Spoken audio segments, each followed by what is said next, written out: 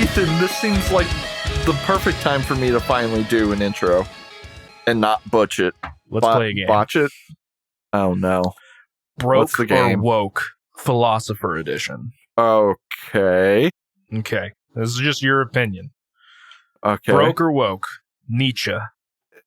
I wish there was a third option. Kind of woke. Okay. What about the classic Plato? Fucking woke, man. Especially when he talks about Socrates. What about Socrates? Fucking woke as shit, man. I mean, have you listened to the fucking cave and all that? I don't know anything about Socrates other than the hemlock drip. I know that I only know that from the epic rap battles of history. That didn't actually kill him, by the way. It didn't? No, I'm pretty sure it was him.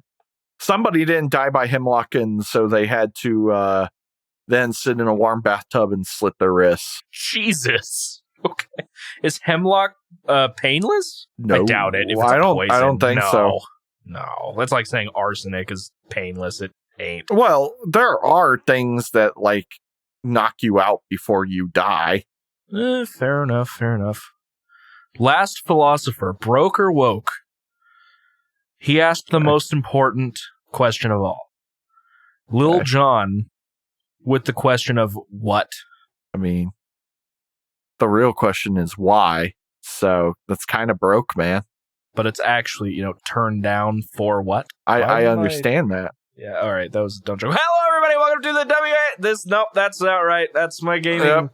That's my gaming thing. This 1 year anniversary episode's going great. Hello, everybody, and welcome to Distorted Entertainment. My name is Ethan Carpenter, and I am, of course, joined by Mitchell Wade. Mitchell, we did it! Whoa. Jesus Christ, man. Like, it's been a year. It's our 1 year anniversary. We've made it. Are you not excited? I'm dead inside. Are you at least not, like, did you expect us to make a year? I honestly don't know if I did or not. I expected you to already be out of music, and then I would just be force feeding you a bunch of prog. I'm kind of getting there. I really need to start listening to more music. Starts, like, finding obscure Russian bands that I've never heard of. Just, like, obscure Russian, like, dance core. Gives me the English newest Dominia album. Oh, yeah. There you go. You probably haven't listened. No, neither have I. I am not. But, yeah, man. A whole year of this stupid show. And some of you stuck with us for some reason. Some of you guys stuck with us. I know I listen to every episode that goes up. Woohoo. I promise it's just to make sure everything sounds good. And not because I'm adding a listen to our counts. And, also just, you're not conceited at all. Of course not. I have no interest in hearing myself talk at all. Me and my luscious voice and my incredibly, intelligent. Yep. Yeah. My reviews, my intelligent musings about all of the music that we muse. Yes. I really enjoy this Polish black metal with Gregorian chanting. sips tea. But yeah, man, if you guys don't know, for the episode today, we instead of a full album, we both listened to EPs. In my case, I listened to Abigail Williams' EP Legends. Legend. Yeah, Legend. Not Legends, Legend. And Mitchell listened to Alice in Chains' Jar of Flies.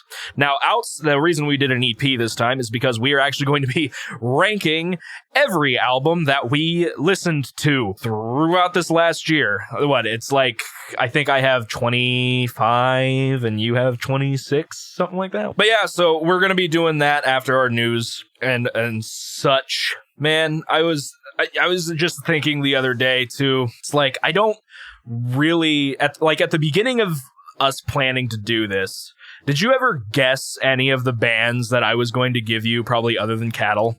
Because obviously I was probably going to give you Cattle. Oh, yeah, okay. I guess we had talked about Slipknot prior. Like, I knew you were a big fan of them and everything, so I was like, Probably.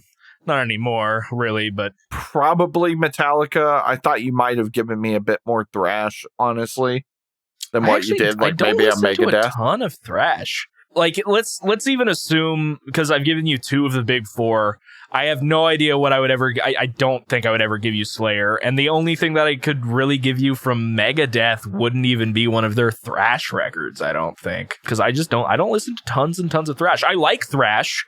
I whenever I tend to listen to thrash, I tend to enjoy it, but it's just not something it's not something I really listen to all the time. I figured you were going to give me Opeth at some point. Obviously you told me some bands in the past. I figured you would probably give me Devin Townsend. Prior to me actually getting into them, I figured you would probably give me Gojira, but I've listened to most of Gojira now, and out of all of the bands that you've given me, I have not heard of a lot of them. So, I mean, I think... do what I can. Between the two of us, I have a bit more of a well-known taste, I suppose, and a bit more of the niche. To be fair, out of these, let me look. I mean, obviously, I didn't know Aesop Rock. I'd never heard of Black Tongue. I have no clue who these Meshuggah guys are. I want to say that I had heard about Archspire before, but if I did, it was like passing. Yeah, it was like in passing. I had never heard of Primitive Man or Glory Hammer. Glory Hammer news.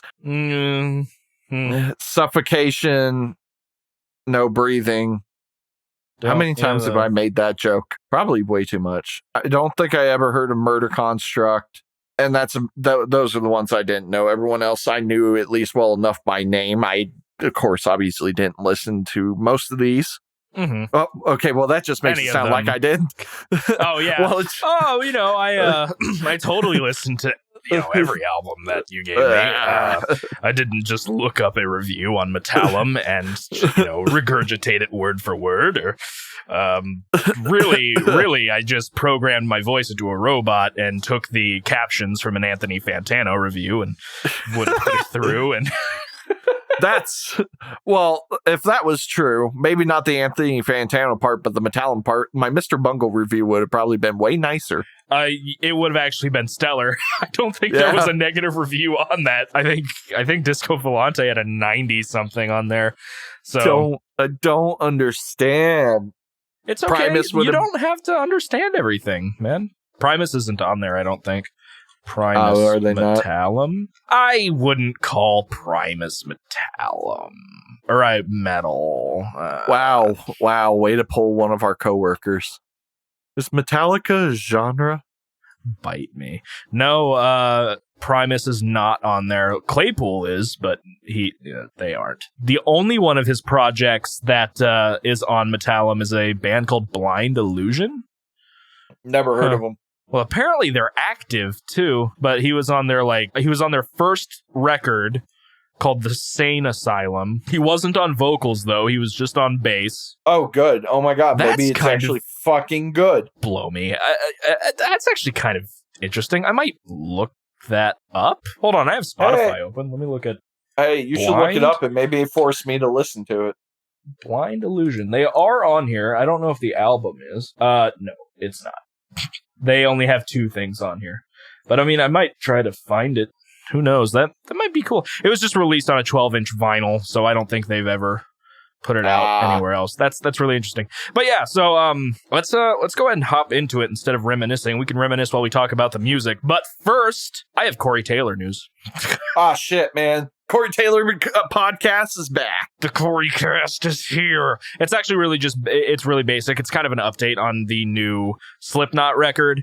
He says that he was supposed to finish vocals last week, but he got hit with COVID. He has about 3 more songs to record, and then I think they said it's just off to mixing then. I'm semi-interested because they said it was a man. Hold on. I mean, I will complain in a second. They said it was it's probably going to be a concept album, and apparently all of their masks are going to reflect that. I feel like that could be interesting. What I was going to complain about is, remember when I said I was thinking about ranking every Slipknot song? Yeah. They beat me to it. Well, of course they did. Loudwire already has it. And I already hate this list. So maybe you need to rank it yourself. They put Gehenna at the very bottom, and that song is awesome. Same with Wherein Lies Continue. That's okay, where's Sulfur at? I'm guessing it's probably the first. No, Duality's at top. Oh yeah, Duality's number 1, man. Surfacing is number 2. That's what I guessed. The Heretic Anthem is number 3. Iowa. Self-titled, Iowa. What in the world, dude? I hate these lists. It's always just their popular songs. Before I forget's kind of low. Sometimes things are popular for a reason.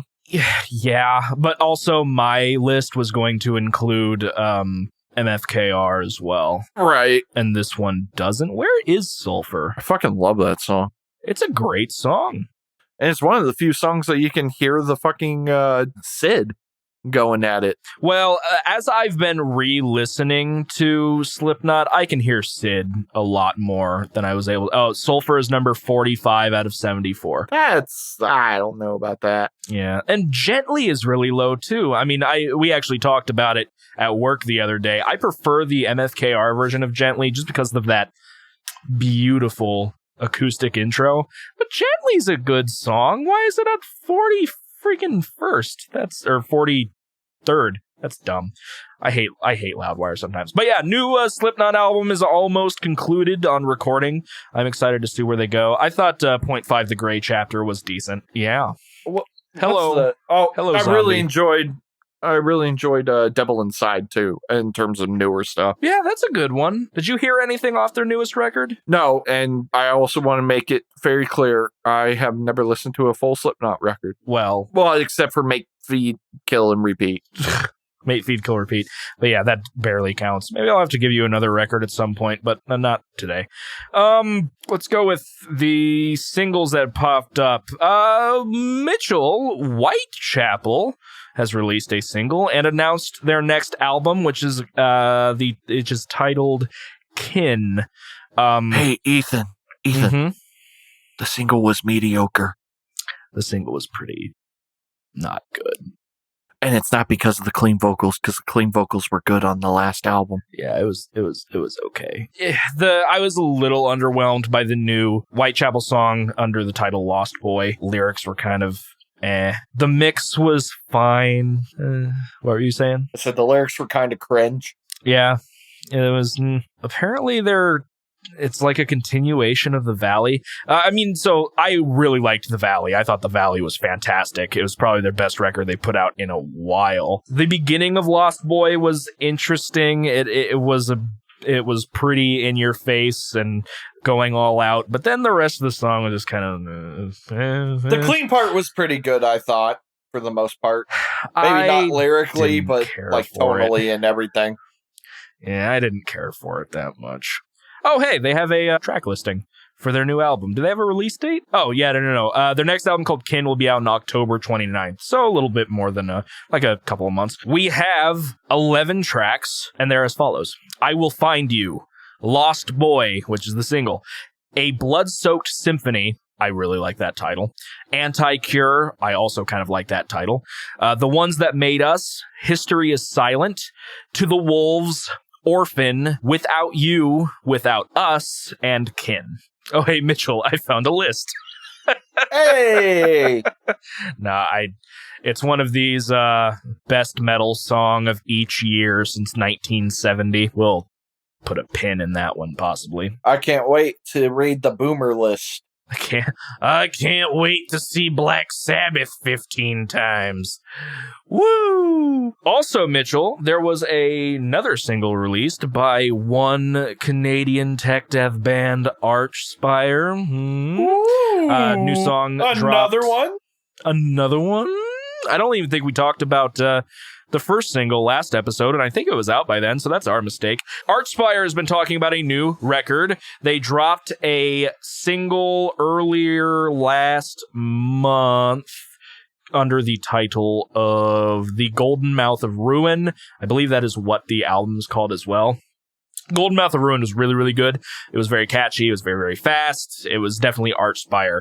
Their new song is titled Bleed the Future. It is, and I didn't really notice this listening to it. I thought this was okay. I just kind of felt like it was there, but apparently this song is 360 beats per minute. So it's very, very fast. Oh, I'm title track. Oh, no, never mind. Ethan. What? You know that is 6 beats per second, right? Uh-huh. That's dumb. It's very dumb. It's Archspire, though. And I was mistaken. The album is called Bleed the Future. Let me make sure that math's correct before I look like a dumbass. Yeah, 6 beats a second. Mm-hmm. Yes, Archspire are very, very fast. And then I think they just keep upping the ante every time. The Archspire train keeps rolling today with a new single, Bleed the Future. We've donned our conductor hats and overalls, and we're speeding at, sad as an exaggeration, 400 BPM to give you a taste of our album. It wasn't at 400 BPM. I will not put it past Archspire to write a song at 400 BPM. It seems like that is just kind of their shtick at this point. I guess so. That's fair. I do enjoy Archspire. It took me a while to get into them, but I really enjoy their last record. I really want to sit down and listen to their other 2 records. I just haven't had a chance yet. So Bleed the Future, it was fine. I prefer Golden Mouth of Ruin. I think it was just a better song in general, but I have only listened to Bleed the Future once, so that could just be me. You haven't listened to it yet, have you? No, not the new one. Oh, Mitchell, there is some dumb controversies going on, because of course it is. You want to take a guess? Is it Ted Nugent? It's not Ted Nugent, though that's a good guess. I believe on a recent episode, we got into the idea of people getting mad about pop stars or popular figures wearing metal t-shirts. People are losing their stuff, just losing their minds because one Kourtney Kardashian has seen wearing a Cannibal Corpse t-shirt while out with Travis Barker of Blink-182 fame. Why are you guys mad about this? Yeah, I mean, who cares? One, maybe she actually likes Cannibal Corpse. I don't think anyone would just wear a Cannibal Corpse t-shirt to wear a Cannibal Corpse t-shirt. Specifically, it is an Eaten Back to Life t-shirt. Sweatshirt, actually. That is their first album. I mean, I guess it could be Travis Barker's shirt, but who cares? Who the fuck cares? One of the... Yes, would I rather people wearing the shirt know and like what they're, whatever it is representing? Yeah, that would be cool. It makes it easier to identify, potential friends. But there's no reason to fucking lose your shit. Don't be the guy at the concerts like, name 40 of their songs. They only have one album. Name 40 of their songs. What, you're not a true fan then? You don't even know their future songs that they haven't even titled yet? But yeah, so look, if you're a fan of metal at all, you should maybe not praise it, but you should be fine with people in the public eye repping metal t-shirts. It means please, people for the love of God, look it up. Yeah, please. I'm sick of being so fucking looked at weird because I like a man that growls on occasion. That sounds kind of sensual. Yeah, we're not going to touch that one. But I don't care. Cannibal Corpse. I'm more mad that she's wearing a Chris Barnes era Cannibal Corpse t-shirt. Yeah, I mean, come on, grow some taste, woman. It's Corpse Grinder or nothing, you piece of shit. Violence unimagined. All right, that's just... I've just seen people commenting on that, and I hate people. There's a better controversy that we can talk about, if you would like. Perhaps here in a moment. I don't want to talk about that one. Why don't instead we just do a headline reaction of Imagine Dragons are the first band ever with 3 diamond certified songs. Wow. Okay, that's neat, I guess. Congrats. What do you want, a fucking diamond reward? At least the songs that are diamond singles aren't like they're complete trash songs. Like, that's kind of nice. Like, I don't know if you were ever part of the camp that, hey, Imagine Dragons are kind of cool. It was basically back when they first released, like, Radioactive. I enjoyed Radioactive. It was overplayed by all shit. Mm-hmm. It was. And I liked Believer and I liked Demons. Those are the 3 songs that are, rated Diamond now. And I'm like, that's cool. At least it's not Thunder. I don't even know that one. I kind of hate that song. Fell out of everything makes you want to die. It's so garbage. Thunder, thunder, thunder, thunder. Oh, that sounds awful. Oh, it's hot garbo. It is hot garbage. But yeah, that's Imagine Dragons. At least it's songs that I somewhat enjoy. A Renegade concert pooper is on the loose in California. Ah, shit. Wow, isn't that a fucking, episode of Bob's Burgers? I don't know. I never watched that show. Are you serious? It's really good. Great. I mean, I've watched a little bit of it. I just never sat down and watched a ton. Let me look that up. I'm pretty sure there's a pooper in the school. I know that's an episode of some animated series. Well, there are also real life stories about that too, obviously here, but it's not the first time I've heard of a serial pooping. Bob's Burger serial pooper episode. We have a serial pooper on Franz Boulevard. Turnstile is a band that was playing, and somebody literally threw fecal matter onto the stage. Well, maybe don't play like shit, and you won't get shit thrown at you. I've never heard Turnstile, so I don't know. Neither have I. Yeah, that's a headline. It's funny. Quit throwing fecal matter at people performing. It's gross and Chris unsanitary Barnes. And actually kind of dangerous. Actually, I think it might be. I think you can be tried under the Geneva Convention as biological warfare. Legitimately, I think you can. It's, if you... I know if you are aware that you have a contagious, life-threatening disease and you spit in somebody's face and they can get it because of that, it is considered assault with a deadly weapon. Dang, Red Dead Redemption 2 vibes.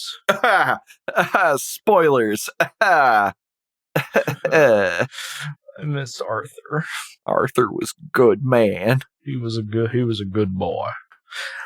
Unless you made him a jerk. I'm doing an evil playthrough right now, or I was until I started playing Hades, and I haven't played anything but Hades since it dropped.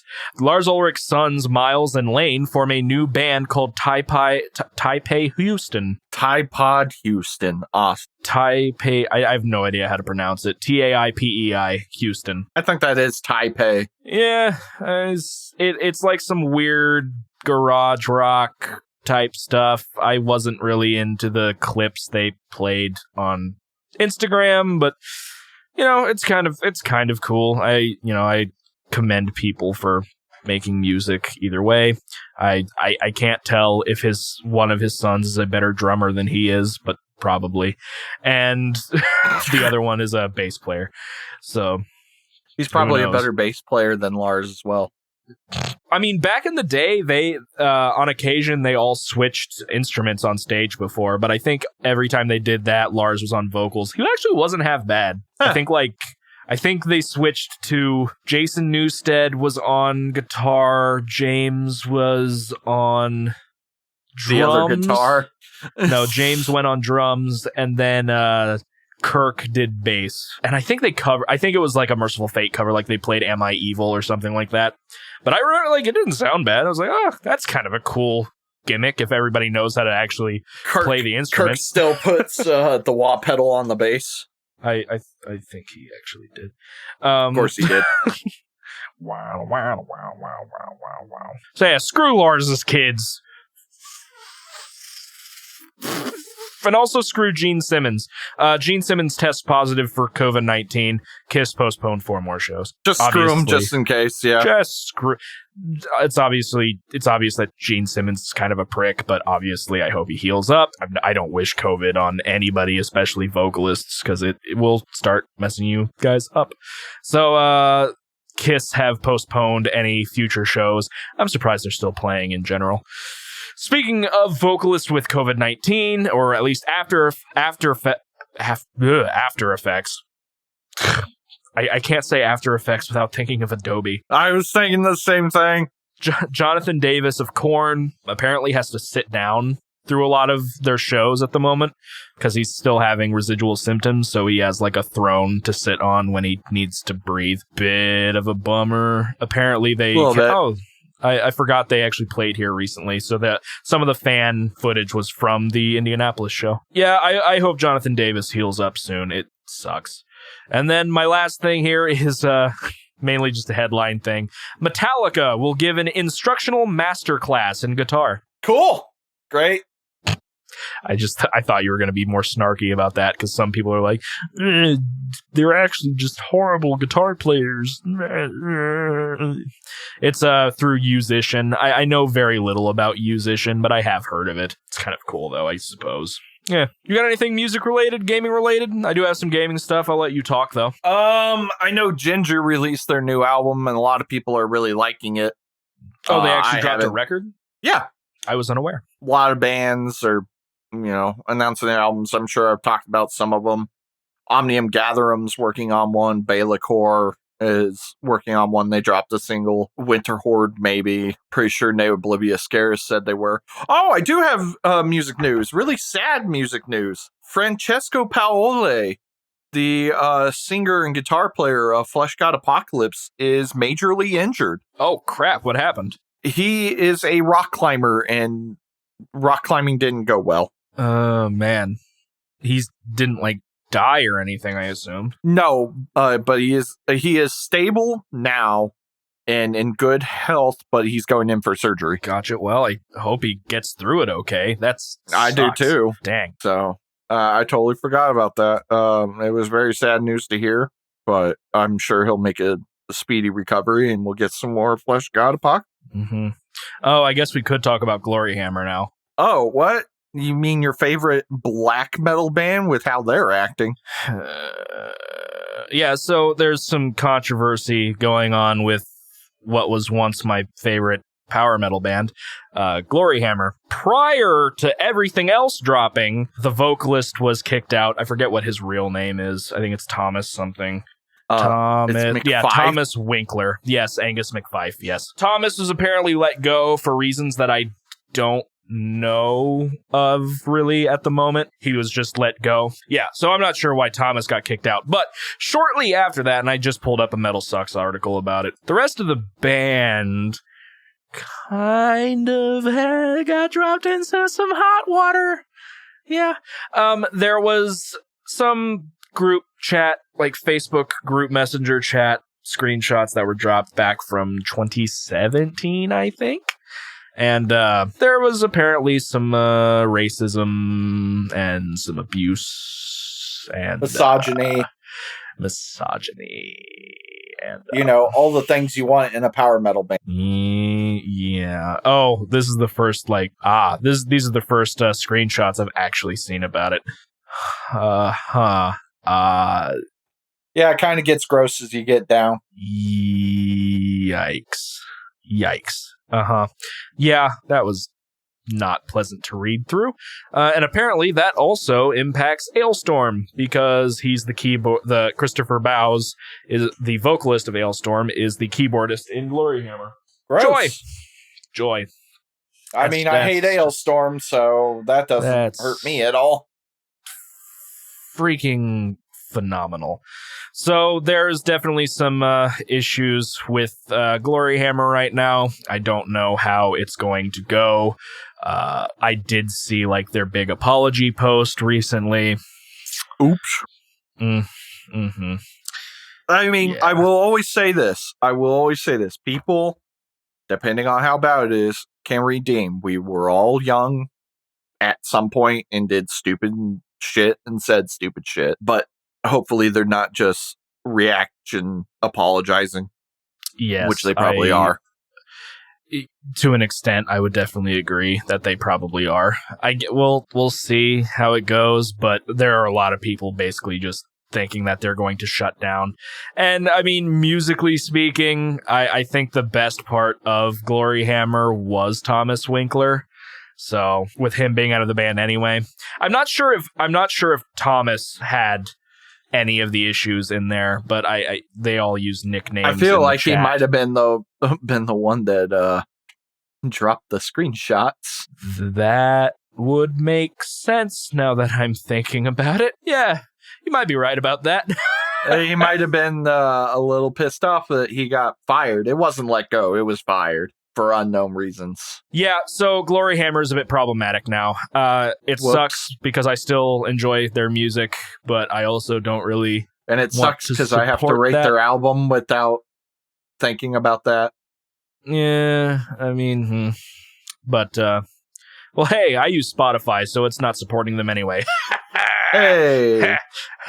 Jokes. Yeah, so that's a bit problematic. Kind of sucks. They were one of the few power metal bands I actually enjoyed.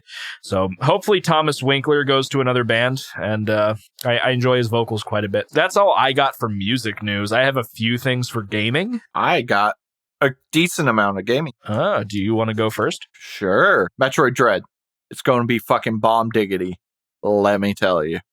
And if it's not, I'm protesting Nintendo. Crisis Remastered Trilogy coming out this month. Test your fucking computer. With this trilogy, they're probably just using the last Crisis 1 remaster. I imagine they're not doing it again. I mean, there would be no fucking point because they literally came out with that remaster last year. Yeah, that's what I figured. I was just curious. They maybe there's like, for the people that own it, they'll get an update, but then this will be the most updated version. And then that Dead Space remake, that's looking pretty fucking tasty, let me tell you. It does look quite nice. Not only are they like, apparently they like formed a board with a bunch of Discord people, and that the board is known as like the fucking council or something. And so they just asked people like, what the fuck do you want out of a Dead Space remake? And like people were like, please don't fucking number one, the most important one. They were like, we know you work for EA. Please don't do EA things. Right. And they were like, yeah, we're not going to do microtransactions. There's no, how could we? There's no multiplayer. And they're like, have you not seen what EA does? Pay $1 to unlock this door. You want to finish the game? Yeah, give us money. So no microtransactions. I already paid $60. That's not enough. I'm subscribed to your stupid Origin Access. More. $1 per step. Go. You want to pause the game? $1. $1. You wanna unpause the game? $1. $1. Healing? You wanna exit? You can't even $5. You can't even Alt F4. This is a virus. As soon as you start it up, it just starts playing. Want to save your progress? $10. $10. But we just opened this room, and it's full of necromorphs. If you want it to be normal, $50. All right. And you're out of ammo. All right, yeah. No, it looks pretty cool. I'm excited. Visually fucking stunning, beautiful. Some other things they added. Isaac in the first game, Isaac Clarke being the main protagonist that you play as, is going to be fully voice acted. He was a silent protagonist in the very first iteration of this game. It's the same voice actor too from the last one, or the last, I shouldn't say last two, but the sequels. Also, they've made a couple of promises about that because they still want you to feel like isolated and everything. So the only time Isaac's really talking, besides like being hurt and shit and making grunty sounds and like screaming fuck when he steps on things, is if he's spoken to, because you do have comrades in the first game that are like telling you where to go, which you just silently followed originally. And then he will also talk to himself in situations where it doesn't really make sense for him to be silent. So like maybe like walking into a boss room and just being like, oh my fucking God, what is that kind of thing? He's an engineer. So like anytime he's trying to repair shit and it ain't working out, or it does work out, he might say something about that. I don't know if he'll react to like any video diaries you pick up or audio logs you pick up, but maybe. They're also enhancing the fucking dismemberment mechanic. Oh, yeah. Not only do you blow limbs off, but now it's even more gross about it because now the flesh can be sheared off, but maybe the bone's still intact. And if that happens, you will have to shoot the bone. So if you like miss the bone area, it might not come off. They also brought back 2 mechanics from the second and third game that were in the first game. You can shoot off certain limbs, like the little spikes on some of the necromorphs, and you can telekinesis those back at your enemies, which was not in the first one, but in 2 and 3. And the other one is the 0G areas are not going to be the magnetic boots like they had in the first game. You're actually going to be able to fully fly around in them, which is fun and fantastic, and the flight controls were not that bad. I'm super excited. It looks fucking horrifying. It looks like a ton of fun. They're apparently also adding content that they cut originally from the game. I don't know what that entails. I don't know if that's story. I don't know if that's a level. I don't know if that's weapons or what, but I'm looking really forward to it. One of my favorite aspects of that game was walking in the vacuum areas, or like being on the ship out in space itself. Right. Because they made the physics accurate and you can't hear a necromorph walk up behind you. Oh, and it's God. it's not a fun time. Oh, God. This game is fucking brilliant. Like the sound design, the game design, it did not get enough praise in my opinion. They really did some amazing things in that first one. So you said that even in the original game, while you were outside, you couldn't hear the Deadites or whatever they're called? Nope.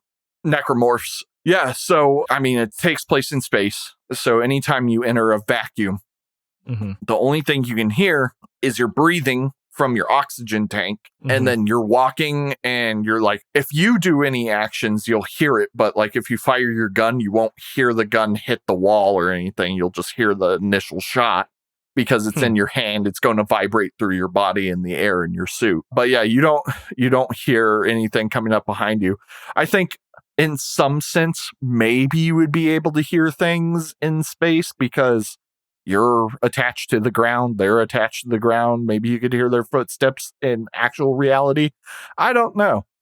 But most games, when it comes to space, they're like, oh man, you saw that explosion way off in the distance? You definitely heard it. It's looking to be a really good remake that, even though Visceral Studios is gone, is still getting a lot of love and attention and is being guided by people from Visceral Studios anyways, even though Visceral Studios is no longer a thing. Can't think of any other gaming news. Can you? Yeah, so I have a couple of things. Some of it is gaming news, some of it is just tangential. First of all, this is kind of like, apparently there was some boycotts on Twitch recently. I'm not quite sure the reason for the...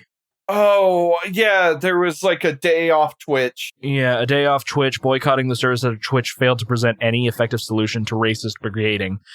Gotcha. So this is connected. Streamlabs, which is a variant of OBS. A lot of streamers use it. In fact, I'm using it to record the video portion of this right now and our backup. Streamlabs releases a safe mode feature to combat Twitch hate raids. This is to kind of try and kill the hate raids, which are usually targeted to minorities and marginalized communities on Twitch, usually using sexually discriminatory language or racially discriminatory language from numerous accounts. And this is just going to help try and kill that down. A lot of people are praising Streamlabs for doing this because Twitch wasn't going to. So Twitch should probably look into that. I mean, it's owned by Amazon. It has the funding to do so. Anyway, stop being pieces of garbage on Twitch. It'd be pretty cool if you did. There is a rumor that apparently NVIDIA's GPU supply is about to drop by 30%. I don't know how you can drop 30% below nothing, but apparently it is happening. This is a rumor coming out of, believe the markets where they're built out in China. Something like that. Fantastic. I didn't want to upgrade my computer anyway. You didn't need to. Didn't need to. Hideo Kojima announced this. that he wanted to make a game with Mads Mikkelsen called Mads Max, and he should.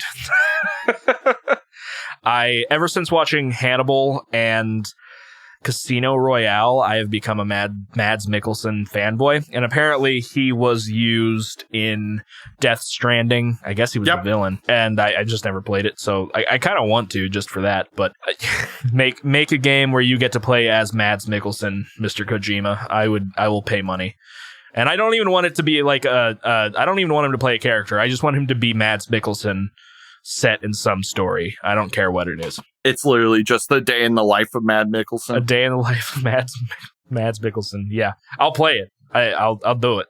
I mean, that for some reason reminded me. There's like a pretty popular game that dropped that features a lot of big name actors. It's only like 12 minutes long. It was like an interactive video type thing. Hold on. Actually, I literally think it's called 12 minutes. Yeah, it's a top-down thing. It's not interactive. Yeah. I didn't know it had famous actors in it. Yeah, it has James McAvoy and Daisy Ridley. I don't know who those people are. James McAvoy was in It. He was also he's in the more recent X-Men movies, and Daisy Ridley was in the new she was Riley, or whatever her name is, from the new Star Wars trilogy. And then it also has Willem Dafoe. Oh, wow. I guess there were only 3 people in there. I kind of want to play it. I've heard it's very good.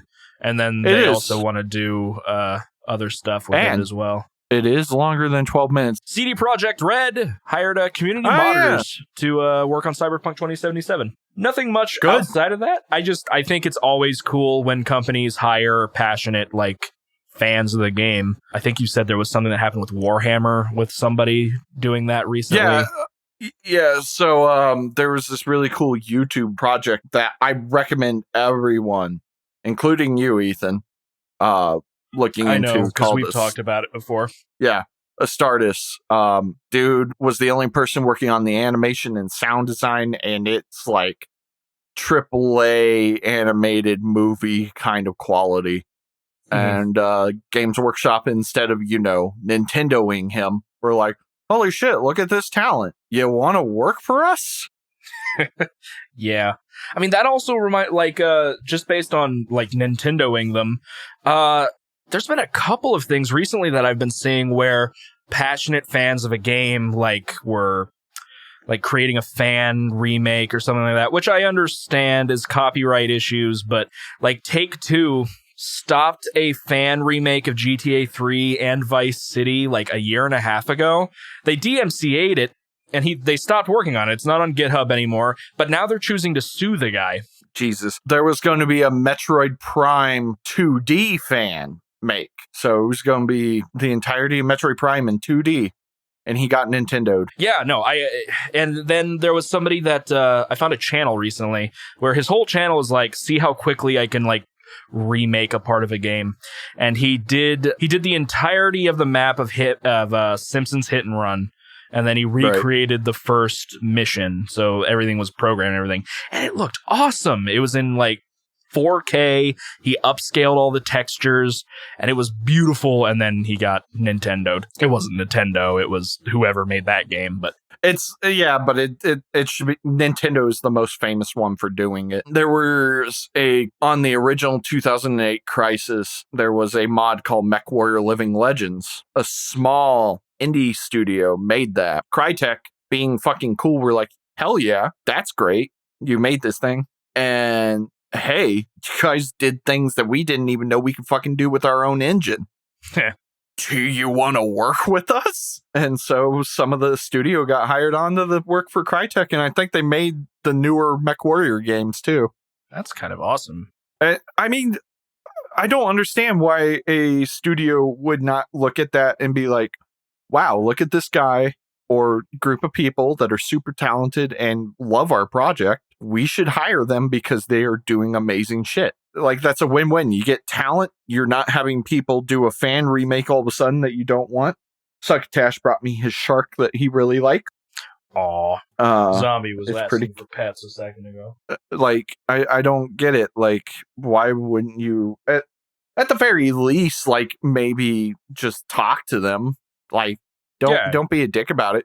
If they're making money off of it, that's a different story. But if it's a fan remake, like, what's the fucking harm?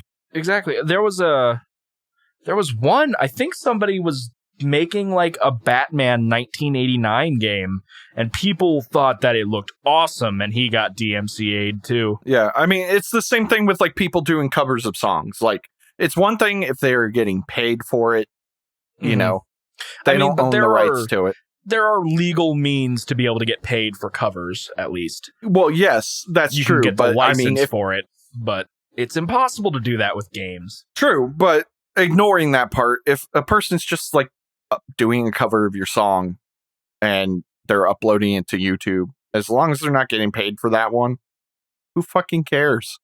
Let your fans show off their talent. Yes. So there was that. Hello. Do you want to come up here? You can sit on top of the chair if you want, or on my shoulder. Either one works. The cat has to decide what's going to happen before I can continue. Ethan, it's starting to reminisce of like our old days of recording.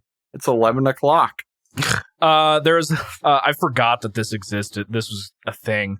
The live action Life is Strange adaptation is somehow still in production. Oh, apparently. I forgot about that. And I forgot Legendary is in charge of it.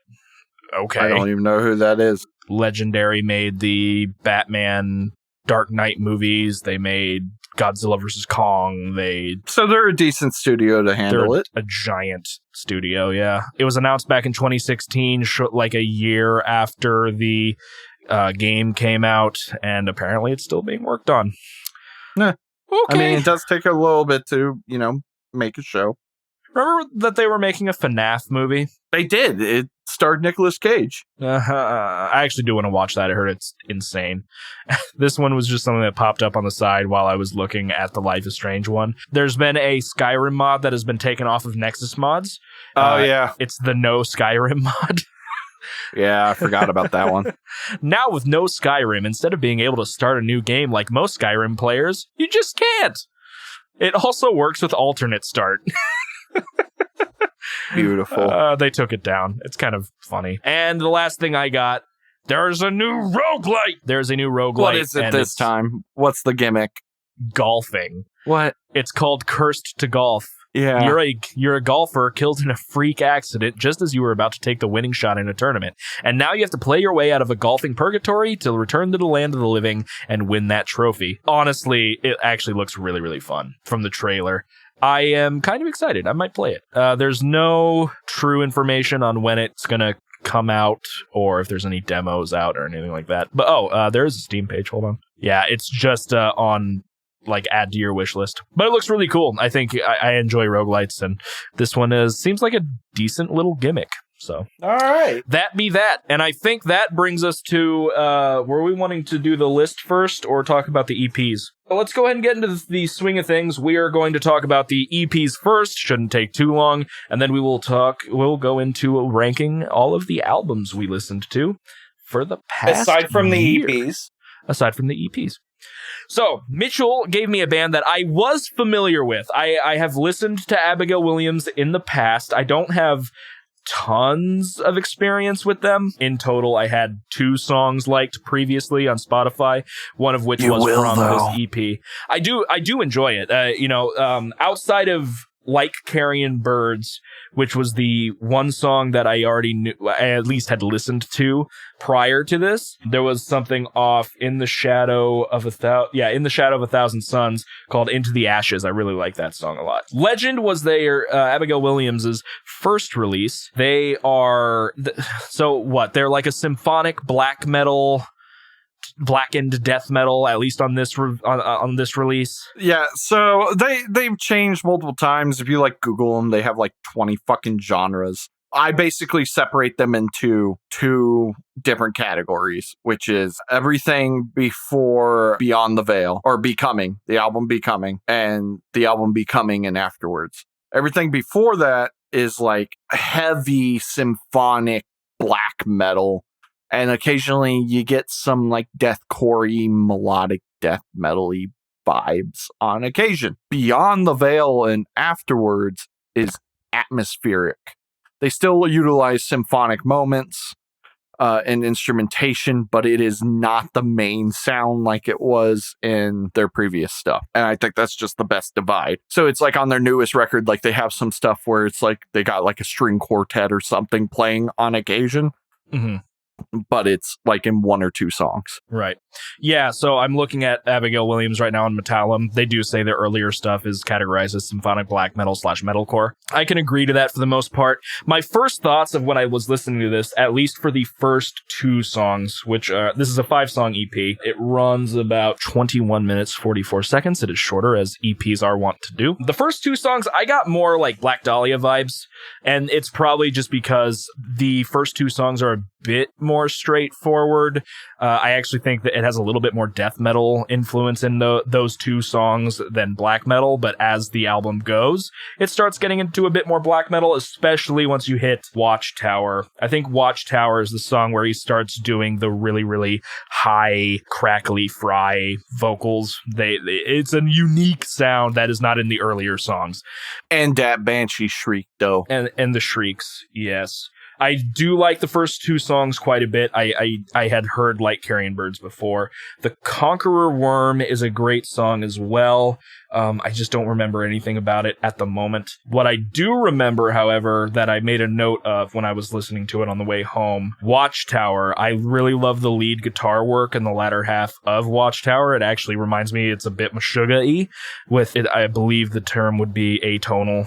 It's just got these really, really interesting note selections that kind of are dissonant with the rest of the choices, instruments, and stuff like that. I really, really liked it. This EP is pretty easy listen, in my opinion.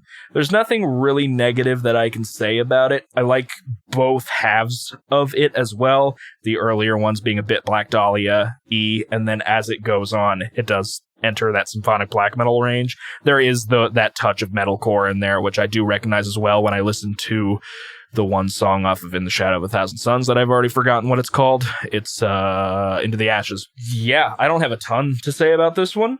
It's pretty good. If you like black metal, death metal, metalcore-y, and symphonic vibes, I do recommend it. And you like your black metal without Nazis or racism. True.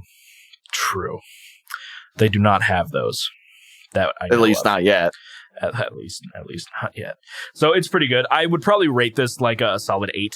I think it's a very good EP. Yeah, nothing too wrong about it. Did you have any notes about it that maybe I didn't bring up, or?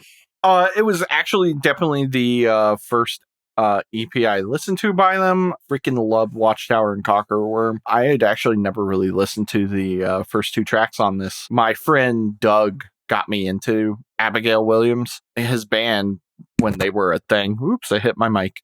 When they were a thing, they did a cover of The Conqueror Worm, and it was really fucking good. But there's no recording of it as far as I know. Gotcha. And if there was, it was probably really badly mixed. They never did the mixing, but the one time they did get mixing done, it was for free. And you pay what you get. Or you get what you paid for. You also pay for what you get. And let me tell you, they paid. So, yeah, unfortunately. But nonetheless, Abigail Williams is probably in my top 25 bands that I just absolutely love. There's definitely, if we ever did a double, I would definitely give you them next. If we didn't do a double, I might just have to triple dip and give you 2 of their albums back to back or something like that. Because I want you to hear In the Shadow of a Thousand Suns and then them shift over into Becoming, because I fucking love Becoming so much. The last song on Becoming, 17 minutes of beautiful, beautiful music. And the one time I saw them live, that was the song they closed with. And like the crowd was kind of like indifferent to Abigail Williams, including me. I had not listened to anything besides In the Shadow of a Thousand Suns by them, which I loved. But unfortunately, their keyboard player left after that album to be in Cradle of Filth. I don't think she's in that band anymore.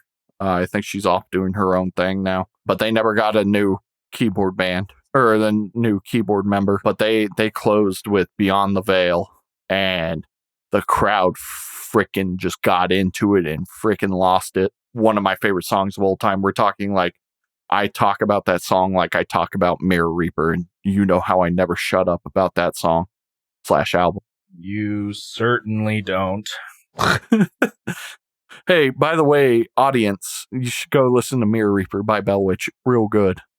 Also go listen to Stitching and Bow. It's hot trash. It's wow. It's probably the worst. Wow. Well, go listen to Stitching and Bow then by Bellwitch. It's also really good. Also trash. You don't know that. You haven't listened to that one.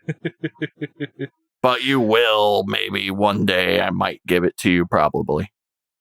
You will? Yeah, probably. So, well, I'm glad that you enjoyed it. I didn't think you would hate it. I mean, I know you're not big into black metal, but you've liked every blackish metal band that I've given you so far. Mm-hmm. Winter Horde, Abigail Williams, Batushka. God, I fucking love saying their name. Batushka is just very fun to say, just in general. Dominia has some black metal vibes. They slowly get out of that and go more gothy as each album goes on. Gotcha. So, but like the first two are very more black metal-ish, and then the third album switches over to a more goth vibe, and I have not liked an album after that third one, which is very unfortunate because I really like Casper as a violinist. Cool. Well, I guess I should probably review my non-metal album. Yeah, I mean, I really did like Abigail Williams, and I am interested to see what your first real introduction to Alice in Chains is. I wasn't the biggest fan of this. Boo. It's Boo. I figured this is how this is going to be. Maybe you should have given me one of their more hard rocky, grungy things. I liked the songs, but as an EP in total, I was meh about it. It's not like I hated it. I was just like, this isn't doing anything for me. And then I'm not big into how his voice sounded on this.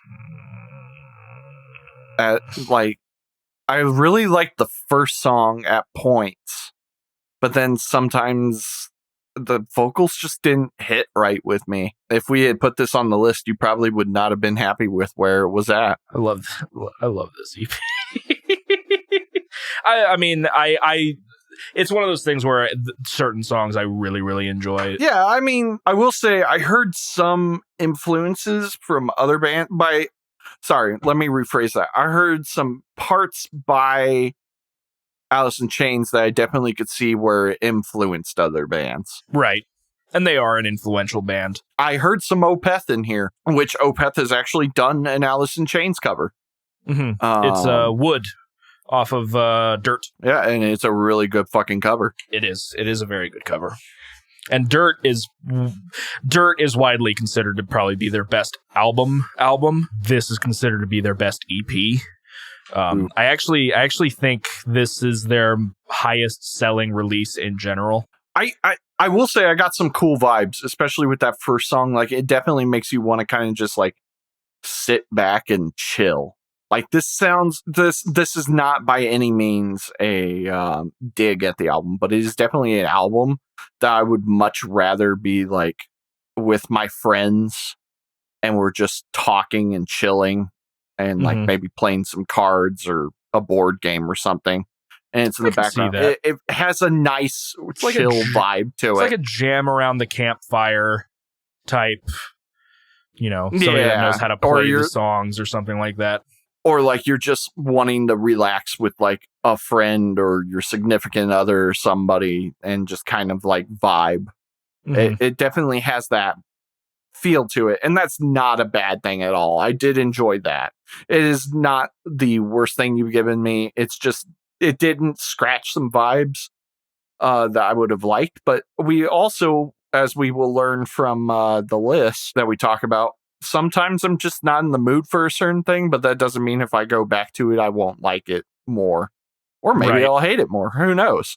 This is a lot of people are very emotional about this record because it tends to be like songs like Nutshell, particularly since it's a very depressing track. Right. I believe Nutshell is actually one of their most popular songs too. And a lot of the songs have that vibe, like Rotten Apple, you mentioned the first track. I really enjoy like that weird, I don't know if I would call it spacey, but atmospheric. You know. Yeah. Yeah, the reverby, atmospheric kind of feel. I do love the law. Wow. There's a lot going on. This is really good, but I just wasn't vibing. I'd still give it, if I was going to rate it, a 6 or a 7. It's not good. I didn't hate it. It was just probably I wasn't in the mood for it kind of thing. I was kind of bored when I was listening to it the couple of times I've listened to it, but it is definitely something that like if it came on the radio or like my friends wanted to listen to it, I wouldn't like protest. I would still be open to listening to other Alice in Chains, like a full album or something like that. Because I mean, this was my first dive into Alice in Chains in general. But it didn't turn you off at all. It didn't what now? It didn't turn you off at all. No, it didn't turn me off. It just didn't make me go, yes, more please. It was just like, hey. A lot of people, you remember the MTV Unplugged series of like tons of bands and things like that. This is their MTV Unplugged is considered one of the best ones they ever put out. I've heard that before. And let's see, what songs do they play? They start off with Nutshell, and then I don't know if I think that's the only song off of here that it's played. Hold on, I gotta cross reference now. Jar of Flies, MTV, so Nutshell, I Stay Away, No Excuse. Okay, they played No Excuses as well, and then so they play those. I was thinking one of my favorite parts of the MTV Unplugged is when they start playing the song Over Now, and I just forgot what the song was titled. That's off of their self-titled and not Jar of Flies. So gotcha. if you're ever just like wanting to watch, I don't know if I've actually wanted to watch the MTV Unplugged of theirs. I've seen clips, and man, I love this version of Down in a Hole, and a lot of the songs off of Dirt are on here, Rooster, things like that. So I'm glad that you didn't absolutely hate it. I was a little worried when you started your review, but I get that this is kind of one of those things where if you're not in a mood to like space out, either chill or feel whatever they're wanting to push towards you. I listen to this album when I'm kind of sad, to be honest. Yeah, I could see that. Other than Rotten Apple, because I just really love the wah in the beginning. But yeah, so I'm glad you didn't absolutely hate it. It's bummed that you didn't like it as much as I liked Abigail Williams, but at least your first foray into Alice in Chains wasn't a Disco Volante. Which is funny because I still will listen to California only for the reason that I heard like a song or two off of it and I was like, oh wow, look at this. Yeah, California's good, and I really do like their first album as well. California's, I didn't want to. I hate saying I didn't want to give you the album I knew you would like. I just wanted the more interesting options. Right. But hi, Succotash. Why are you diving? I think it's time. It might be time. It is time to rank every album that we talked about on the show. God. All right. So, everyone, all of the albums we've done in a year. Wow. A year. Wow. How?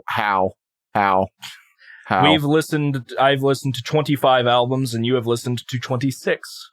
Yep. And if we were to get really technical, technically he listened to 27. Yeah, because of and well, you would be at 27 as well because of the two Strapping Young Lad records. Well, that one wasn't on purpose. True. But sure, you decided to rate Swallow the Sun's triple album as a single album, which is fair. I originally was going to rate the Metallica album as 1 because I made my own Metallica album, but I decided to just rate them separately. That's what I would have preferred. So yeah, you got it. Well, I mean, I made the better album, but I mean, it's true, but we got to go with what we listened to. Gross. If you want, you can throw Preload on there. Okay, Preload, number one choice, best album. Awesome. Fantastic. I'm so good at making albums. Of other people's music. Of other people's music. All right. I don't think it's going to be like a shock what my two lowest ones are. Cattle Decapitation. Yep, and Aesop Rock. And yeah. I don't like none of that urban music. God. I'm interested to see which band won out. So, lowest one. Most recent. That Mr. Bungle Disco Volante. I slammed my head into a wall several times listening to it. I know I praised it in terms of like, wow, listen to this musicality. I can only listen to a band masturbate so much. And it's not even tech death. It's not even tech death. And yet we got a fucking orgy going on in here. Just like massive wankery. It's just fucking changing positions. Kama Sutra was involved. We got people of different fucking languages in here. Just fuck, man. Oh, like, man. Glory Hammer wouldn't be happy then. What are you talking about? They in those messages, they were talking about how they wanted to hit somebody of every nationality. Yeah. If you're interested, that the screenshots exist. I don't like reading them. They can't be racist. They try to paint a person of every color. God. So yeah, I'm not really surprised that Disco Volante ended up at the bottom of your list. Yeah. Especially given from last episode. Yeah. It was a wall to plow through, and I did not make it through that wall. And every listen, I just more bones were broken. Yeah, I mean, like, I believe we made the joke that I wanted to dive head first into the deep end, and now I'm drowning, and now I'm scared of water. And, but maybe it's more like you went to the diving board and you jumped, but hit instead of water, it was just concrete. Yeah, they had actually emptied the pool for fall and winter. Nobody told me. I didn't know yet. And yeah, it's jump, man. Yeah, it's like that, like the look of dread that like anime characters get, where like it gets all purple and black around them and their face gets like shadowed and they get like the dread lines. Yeah, I got how I feel constantly. You weeb. Yeah, well, I am listening to, or I'm not listening. I am watching Jujutsu Kaisen, so I guess I am. Next one. And he's doing his first two so that we match up because he had one more album than I did. So, Primus. No surprise there. Also not shocked. Yeah, like that was also an awful experience. Less awful somehow to Disco Volante, but I just don't like Les Claypool's voice. I don't like the jokey nature. Talented bass player. The rest of the band I think is talented, but I don't think they fully show that in their musicality throughout the albums. I could be wrong. I just don't enjoy it. I really hate Les's voice and the jokey nature and the subject matters and everything. I get that people like it. It just ain't my thing at all. Weak. Yeah. Well, I'm curious to see what your last one your last one is. Yeah, this is odd, and I think I have to explain myself a little bit. This album was not my worst scored album, which normally, if you're just going by score, it should not be at the bottom. But I'm putting it at the bottom because I felt basically nothing with this record. I would rather feel active dislike towards something than just apathetic, I'm bored and I can't even get through it again. This was one of the albums I did try to say try. I tried to re-listen to it, and I couldn't get through it. This is from our third episode. It was Letters from the Colonies vignette. I can't get into it. I'm not saying there aren't songs that I can't sit down and listen to, but I didn't make it past the third song on my re-listen. I was just so bored, and I figured I need to re-listen to some other things, and I know that this is one of my just emptiest feeling album. I re-listened. Would you rescore it? No, because there's nothing really bad about it. I just don't feel anything towards it. Okay. And that's why I had to explain a little bit, where there's like a handful of things that I liked, but it didn't make up for the fact that I was just bored throughout.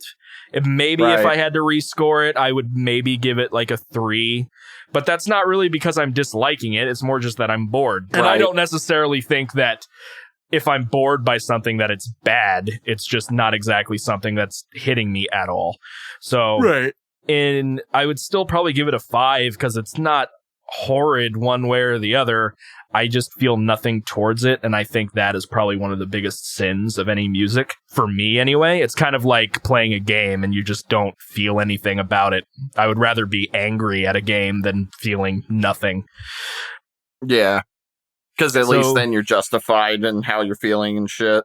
Exactly. So my last bottom of the barrel for me was Letters from the Colony vignette. Sorry, guys. I would probably listen to something if you release something else, but you guys have been kind of dead online for the past 10 years or something like that. So it hasn't been 10 years, but yeah, fair. It's been a minute. I think it came out in like 2017, 2018 was when this came out. Was it? I know I was out of college and I was living at my very first place, so it was one of those 2 years. Oh, okay. Letters from the Colony. Okay, that's my bad, not 10 years. It came out in 2018. My bad. 3 years. You guys have been dead online for 3 years. That's not too bad. They've been longer. Tool. We both said that at the same time. Yes.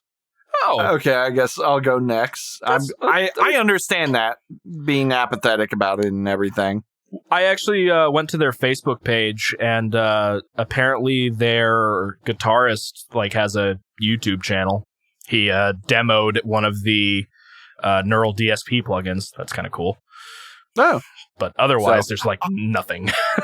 I think they have a cool sound. I think they could do some things with it. The saxophone that they had in one of the songs was god awful, though. Yeah, we mentioned that in the episode.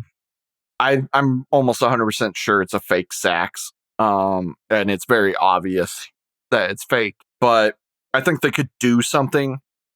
They definitely have some influence of Gojira, Opeth, and Meshuggah, but it would be cool to see them explore their sound more and maybe do more with it. So that's fair. I kind of knew you were going to throw that at the bottom. I actually, aside from your first pick, I don't know where anything else is going to lie. Honestly, I think you might be surprised on my first pick. I mean, if it's not Batushka, I will be surprised. But we'll find out. Next one, Cryptopsy, None So Vile. Okay. Vocals. Vocals. Yeah, that's what I figured. They're fast and incoherent, unlike Archspire, where it's fast and fun. Also kind of incoherent, but... I mean, it is incoherent, but there's something... It's in much a more punchy. Way. Yeah, it's punchy. It has depth to it, and it feels more like an instrument, where this just sounds like a guy that's making random noises, which I guess Archspire sometimes sounds like too. But there's something about how punchy and punctual and precise that he is with every sound he makes in Archspire. So it's mostly that. I also thought some of the songs just didn't flow well in general with it. I get Cryptopsy is kind of important to tech death and everything, but Mm-hmm. No, I feel that. There's better tech death out there. Yeah, it's good for its time, but it hasn't really aged well. Yeah, definitely. And tech death is supposed to be one of the most overproduced ones out of them, and this just definitely 90s 90s did not do that. It's I feel like tech death and prog and power metal are the three that get ultra produced. Mm-hmm. I could feel that. So Yeah, and then maybe melodic death next. Well, I would say symphonic death metal, because you have to do a lot of, cutting to get stuff to fit. Cutting and fucking God, the frequency balance on that must be horrid experience. Actually, the most produced is anything Devin Townsend is in. He is his own genre. He is. So, yeah, no, I feel that. It's interesting, though, because outside of Disco Volante and Primus, like, if I recall in your review, you didn't hate Cryptopsy. You just thought the vocals were kind of bad. So it's kind of interesting. On my re-listen, put it this way, on my re-listen, I heard like a couple of, I like listened to like one full song and then I like skipped through and I'm like, God, fuck, I don't want to listen to this. Okay, move on. That's fair. Yeah, definitely let me know like any major thought changes, I suppose. Okay, yeah, Cryptos. I completely understand then at the end of that. My next pick, I hate that I have this so low because it's one of those. There are a couple of times, I think, through the past year where there was an album that I feel like I should have liked way more than I did, and it just didn't click. The second on my list is Ulcerate's Stare Into Death and Be Still. Bad choice. I'm sorry. I listened to it again, and all of my criticisms were still there. I feel like the mix is unfocused by them trying to make everything the focus. But Dissolved Orders, though. Dissolved Orders is great. I will give you that. That song is awesome. And it's one of those where, like, the songs are fine. It's just, nothing ever really clicked to me. I thought the vocals were very monotonous, and the production was just outside. I really liked the drums, but everything else I was very just not impressed by. I have listened to a little bit of Ulcerate's earlier work, like from their first record, and it's actually way different. It's more along the lines of tech death, and I thought it was pretty interesting. I'm not sure where they crossed over. Stare Into Death and Be Still just did nothing for me. That is really unfortunate. I absolutely loved that album. I mean, when we talked about it, I raved for weeks about that album. Which is why I felt bad. And I still get it. It's not going to be for everyone. I do get your grievances with the mix and even the vocals, but the vocals matter less to me because I think it just fits in the instrumentation. But he is very pretty much one note. Yeah. With it. So I get that. I just fucking love that wall of sound, and I really like the atmospheric nature of it, and I do like the lyrics.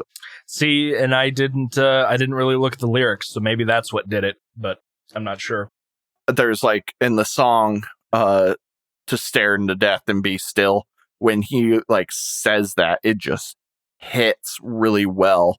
And there's like some really nice like vocal fade in, like not fade in. What am I trying to say? There are certain songs where the instrumentation and how it was written really just like tickled me.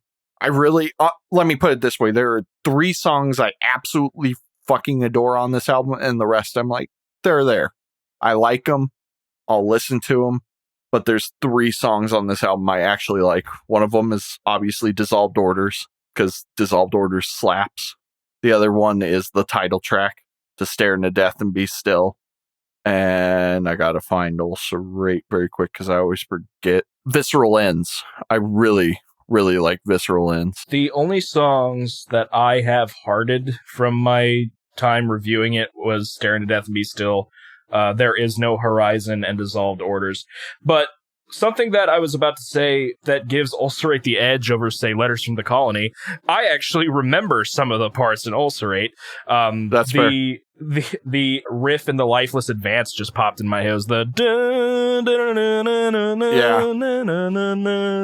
like, I really like that riff. I would say re-listen to Visceral Ends just because that's my other favorite one. I do like There Is No Horizon and everything, but the intro, which their intros are fucking long, just I like it. It's a like 45 seconds of like atmospheric, nice guitar, and then it like slams in with a dramatic, heavy, high-end guitar still with drums and a whole bunch of other background. And I just, it's good songwriting. And then it all fades back for a second to give you more atmosphere before it starts slowly building up. And about like 2 minutes in, it just comes back with like a fucking fist to your stomach.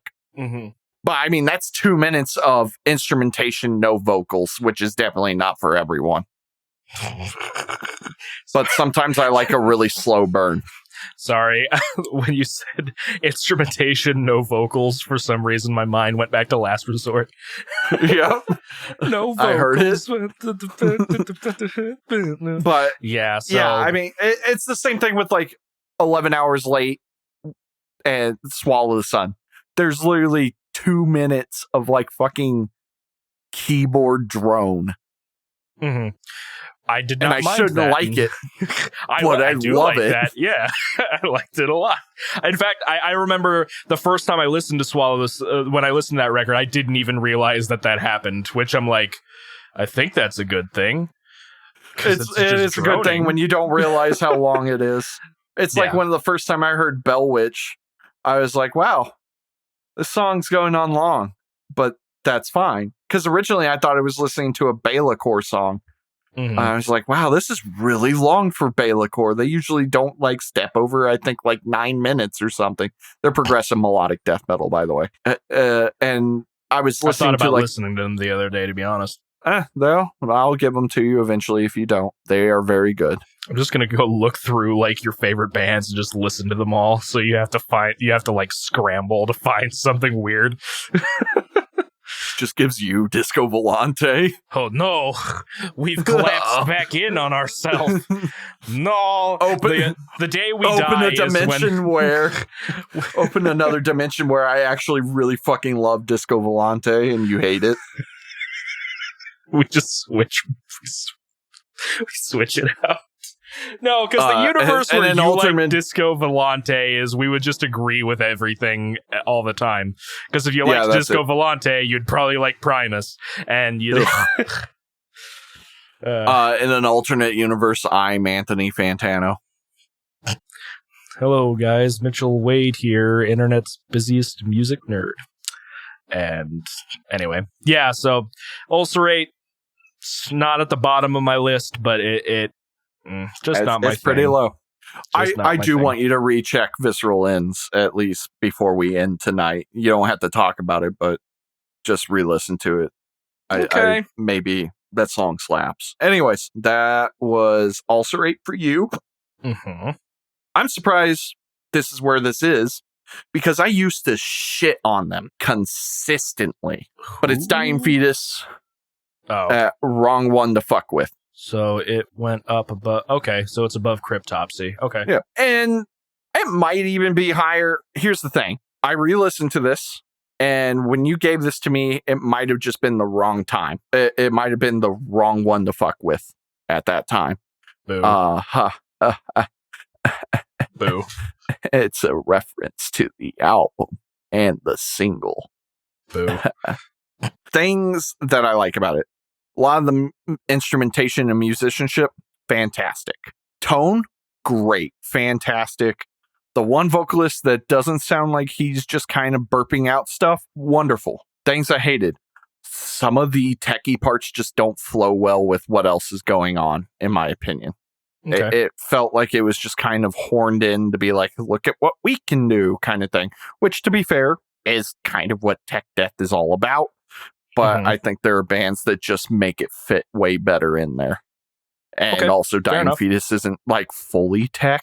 Yeah, they're kind of like in the middle between tech and brutal. Yeah, I absolutely hate the just deep, low John Gallagher guttural vocals. Yeah. I can't understand it. It does not sound pleasant to me at all. It doesn't sound gross to me in a good way. It just, I hate it. I can't. It might be, it's probably a really hard technique to do. And in that part, awesome, great. But it's not my vocals.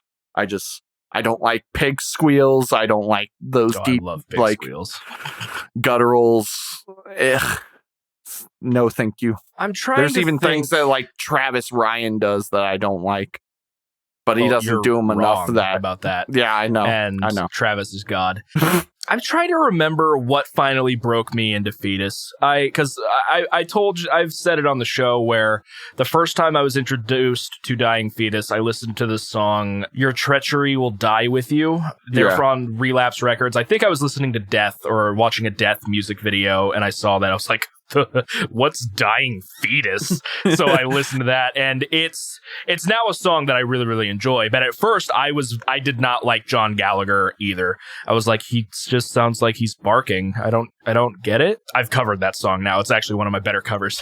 I forget what finally broke me into them. I am a little surprised that it moved up on your list. I figured it was going to be in the bottom 3. I honestly would probably give it a 6 out of 10 now versus whatever I gave it. That's actually kind of cool. All right. I appreciate that. Like, I would not be angry if this came on, like, in your car while we were driving. I would probably, anytime Gallagher would smash some watermelons with his hammer, I would get really upset. I hate you. I hate you so much.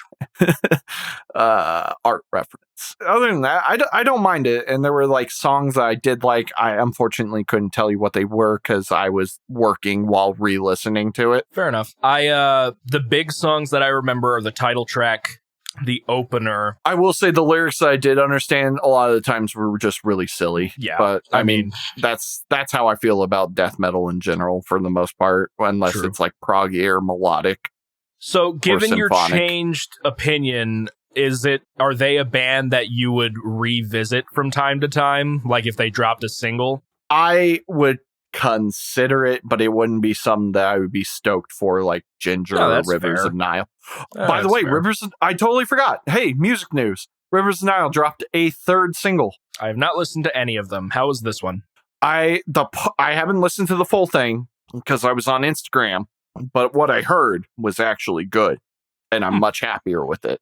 So now I'm not fully morose. All right. Nifty. Well, cool. So I'm really hoping it comes together, but yeah. Dying Fetus, I may have been a little too hard on them, like another band that I used to, really hate, and then I all of a sudden kind of got. Sun. Oh, Sun. Yeah. Fair enough. It's like, I'm trying to remember what else you hated, and I don't remember anything. But Sun, for sure. Yes, Sun, Mr. Golden Sun. They should do a cover of that song. Barney. So my next one, it's short, sweet. I don't really have to go into a big meandering speech about it. I don't want to have like 15-minute conversations about every entry. Machine Head's The Blackening. I honestly thought this would have been lower. I originally thought that this was a proto list, and I've changed it very little since I first made it. I touched it up here and there. I thought I had it I had Letters from the Colony into Machine Head into Ulcerate, but then I was like, oh man, honestly, I like more of The Blackening than I did the other one. And then I went in to go edit it. I was like, oh, it's already here. Machine Head, I really do like a couple of the songs, and I do like a lot of the instrumentation, but I just do not like Rob Flynn very much. His lyrics vocally.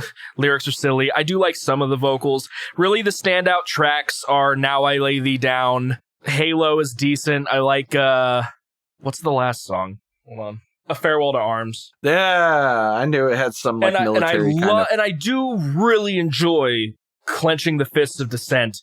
It's just too long, and then they have the gall to fade out for an entire minute. Come on! That's avant-garde, dude. Oh, blow me. I actually, when I went to re-listen to this album, I did a track-by-track review on my Instagram story. It's Instagram. It was fucking amazing. MFKR Will. If you're interested. And I believe for for slanderous, I just had a thumb down emoji. But my favorite comment was, I don't have enough teen angst to enjoy Rob Flynn. It was, Beautiful Morning, because the first lyric is fuck you all. I'm like, I don't have enough teen angst for this. So I don't, with how angry Rob Flynn is, I do want to explain one thing. I'm not going to go in detail, but he had a very not okay childhood. Like, very not okay. Mm-hmm. So I think a lot of his anger and teen angsty sounds, even in his fucking like 40s and 50s, I don't know how old he is, definitely comes from that. But I mean, we're talking like most kids probably would have killed themselves or become serial killers. And instead, he just writes very angry, cussy music. I mean, fair enough. Same thing happened to Stained, but at least Rob Flynn hasn't turned into a weird country star. Yet. Aaron Lewis is just an anomaly. But yeah, Machine Head's The Blackening. It's my third on the list.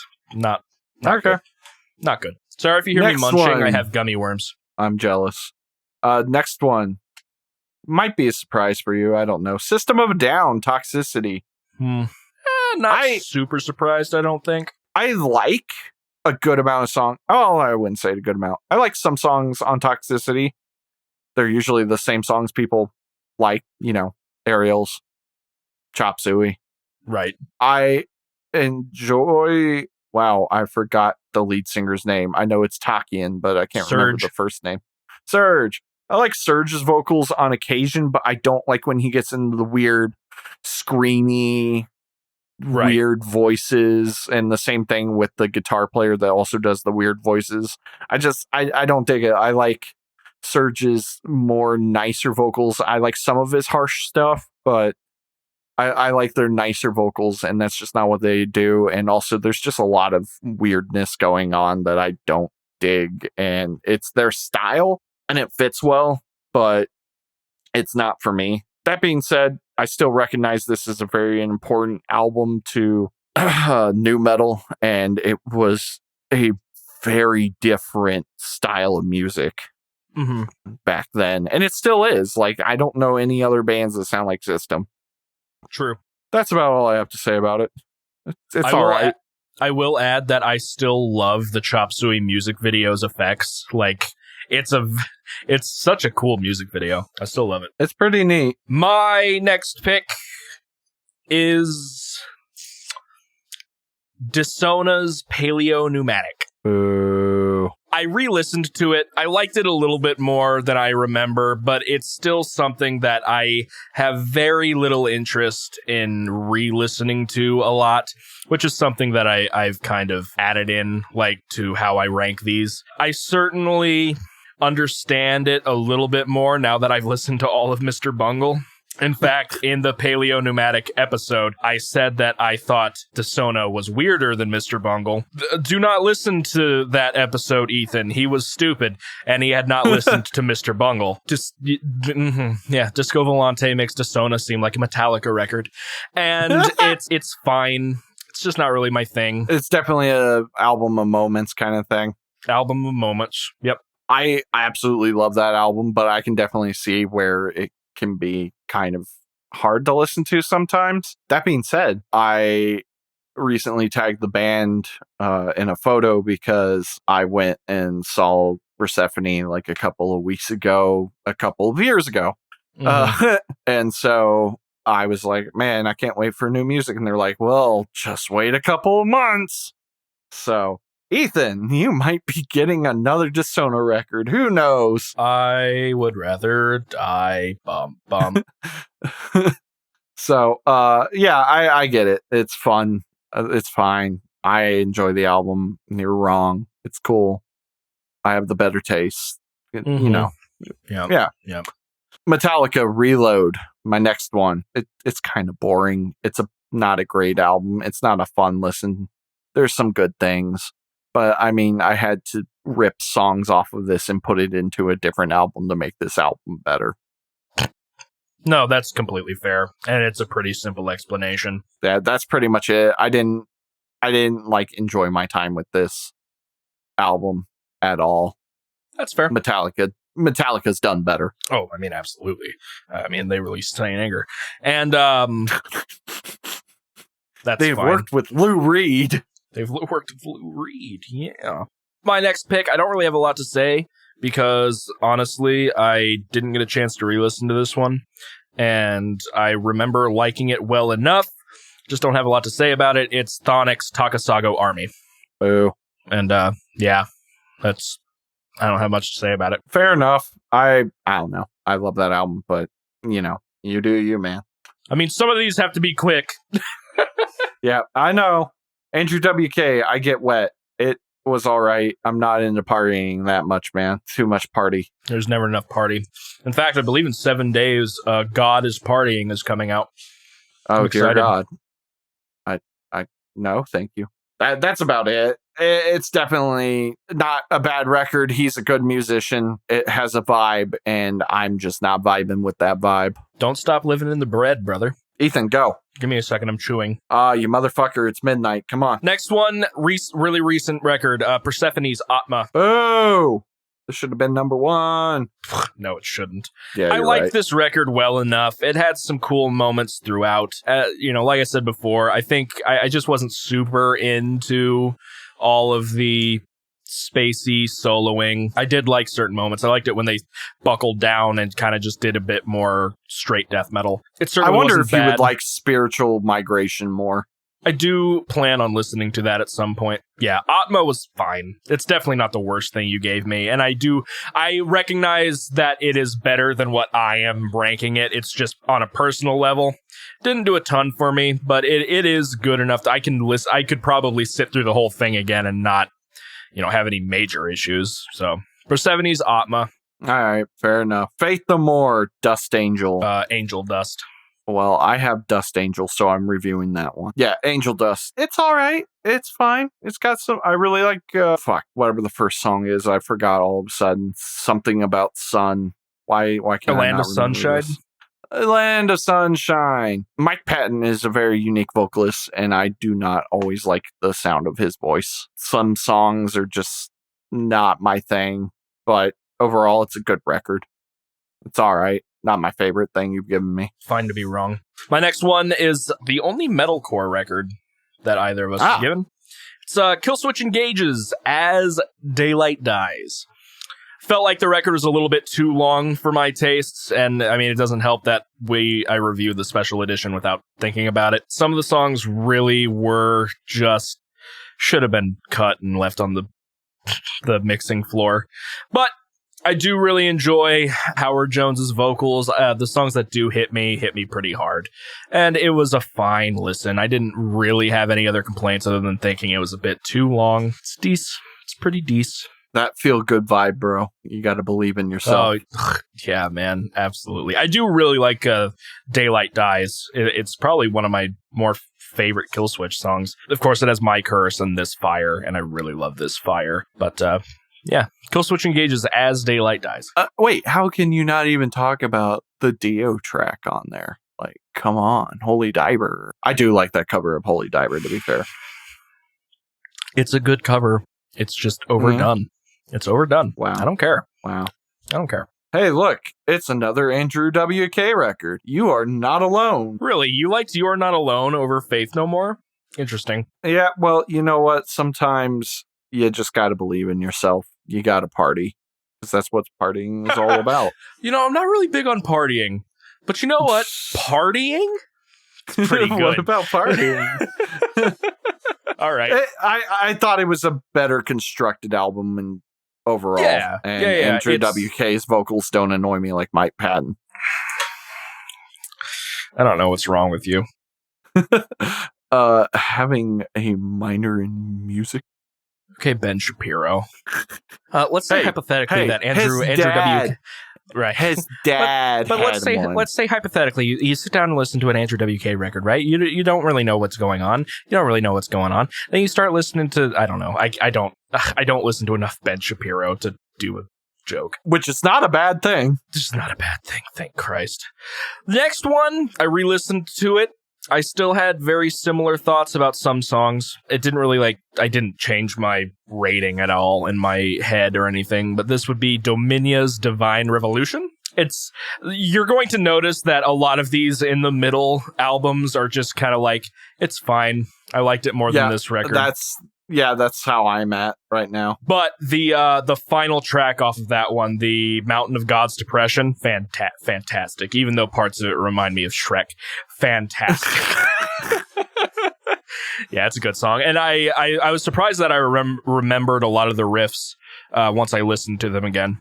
So Dominion's Divine Revolution, it was pretty solid. I think there was only like one song I actively didn't like on there. Actually, there might have been two. Hold on.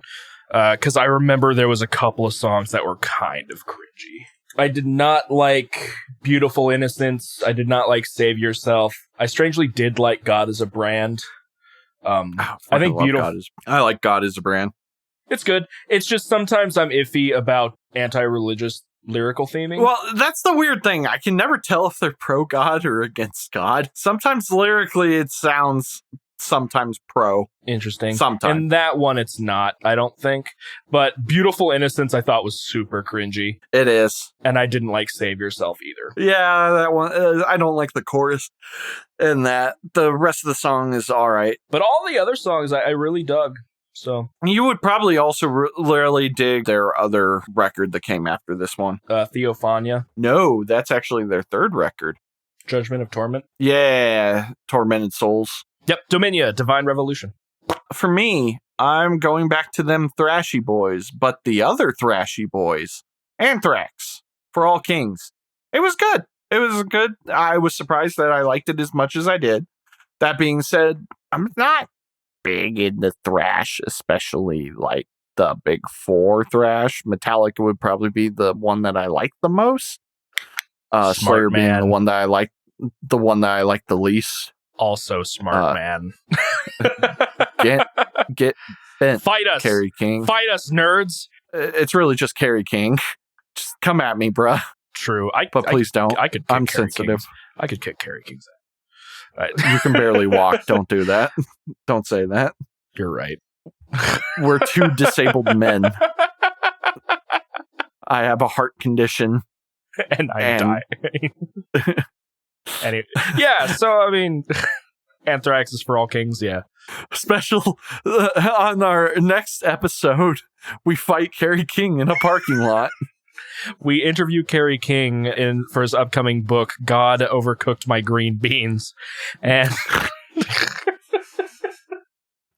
that shouldn't be that funny.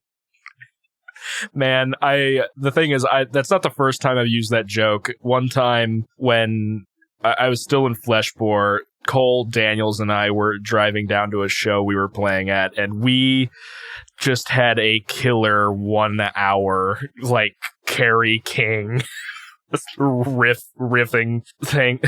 What's it called? Just making fun of roasting session. Yeah, it was fantastic. It's like, he's so picky. He would just he would legit write a book called "My God Overcooked My Green Beans," and then he would write music about it. Kerry King with Kerry King. But yeah, no, the Anthrax. I mean, there's nothing like major amazing about it, but it's the Anthrax. I never had any. My favorite bacterium. Anthrax. It's an all right bacterium. Yeah, it's overall pretty all right. It didn't do much for me, but it wasn't unpleasant. Gotcha. Yeah, that one is actually my favorite of the Big Four's most recent releases, which is surprising because I'm a Metallica fanboy. But I thought For All Kings was definitely the most cohesive out of all of them. That's fair. My next one, similar to Dominia, I believe they were actually one episode after the other. I'm going to put stuck with them violin boys. Yes, I'm going to go with Nea Obliviscaris' Citadel. It's really good. I run into the issue that just some of the songs are a little too long for my brain. So if I'm not really in the mood to sit through a whole track, it'll have some issues with me. The one part I always really remember about this is there's a breakaway in one of the songs where it's mainly just the drums. And I love toms just in general. And everything breaks away. They have like a little bit of delay and reverb. It's the doom, doom, doom, doom, doom. Oh, yeah. I love that part. I'm like, fantastic. That makes the entire record for me. So, Nea Obliviscaris' Citadel, and that's not obviously true. I do enjoy the vocals quite a bit. I think the singing is a little hammy sometimes, but the violin playing is awesome, and I do like everything else about the record as well. There's just like the only point I can really remember is that tom section just off the top of my head. I liked Nea Obliviscaris. I still haven't really looked into their other music yet. I remember Yeah, and I probably will at some point. I remember that Michael McGinley from Fleshbore really, really liked them. He would listen to them all the time. I just don't remember any of it other than some stuff from this particular record. Do you want to know my favorite fucking riff from this album? No. It's probably one of my favorite. Okay. No, go ahead. It's from Devour Me Colossus Part 1, and it's at 3:45. The riff that I actually really, really like is at 4, but the intro to it is great. Oh, yeah. Yeah, I forgot about this part. Oh, dude, yeah. That is a really good riff. It's so fucking good. And it doesn't even have violin in it. Like, fuck. The violin boy didn't even pick a violin part. Maybe I ranked this a little low. No, but it's really good. Guys, guys, let's I need to pause edit this some stuff real quick. No, I'm going to keep it where it is. But yeah, no. At this point, I think we both, maybe not you, but I've gotten through everything that I have disliked, really. Everything else is just various amounts of liked. So I really did enjoy Citadel. For me right now, it's like I'm kind of still in the indifferent area. Okay, gotcha. Cool. Yeah, Nail of the Scars, Citadel. I have the other thrashy boy, Metallica's Load. It's better than Reload. Okay. But that's about it. I kind of liked it, but it's kind of one of those things where it's like in the middle, and like I also didn't get to re-listen to either of those, so I kind of just threw them in. Yeah, so, what songs you remembered or something. Yeah. Fair enough. So there's not much to say about it. I'm not big on thrash. It's not Metallica's best. It's also not their worst. It's also not thrash. It's like hard rock. Fair point. Which I'm even less into. This one might be surprising. Maybe not. Edge of Sanity's Crimson 2? No, that doesn't surprise me. You liked it in some ways just because the mix was better. Mm-hmm. But I know you like the writing more of Crimson 1. I definitely did. Now, unfortunately, I did not get to re-listen to this one. This was one of the ones that I'm like, yeah, I think I like these other ones better. But I didn't really have any major complaints with Crimson 2. I just think Crimson 1 was a bit more cohesive. And I did re-listen to most of Crimson 1. I'm just like, this is so good. So that'll give you a hint, obviously. God, the reverb clean vocals on the very last song, just, I don't know what it is about that part, but like, beautiful. Chef's kiss. Yeah, Edge of Sanity's Crimson 2, it's definitely not a bad record. It's just wasn't as cohesive as the first for me, and there are plenty of albums that I preferred over it. So I have a Sabbath between my feet. I have urine collecting in my bladder. Well, I also do, and I'm on diuretics, so it's collecting faster. I make piss faster than you make piss. We can't talk right now. Piss. We can't do this. Piss battles. Murder Construct. Results. Okay. Travis Ryan could do better, in my opinion. And he does. It's called Cattle Decapitation. Please tell me this is the one with Travis Ryan in it. Yes, Murder Construct is Travis Ryan. Okay. I just wanted to make sure I have my facts right. I don't dig the at all in this. I don't like the mixing or the sound really. Did you remember to listen to the remastered version? Yes. I went through and I mean, it's not like terrible mixing. I just think there are things that could be brought out better that weren't. I also just didn't like the layering of Travis's vocals in a lot of the songs. When he's doing like his melodic screams, but he's also doing the regular screams. It didn't sound nice, which is funny saying that about a Murder Construct record. But yeah, it's fine. It's all right.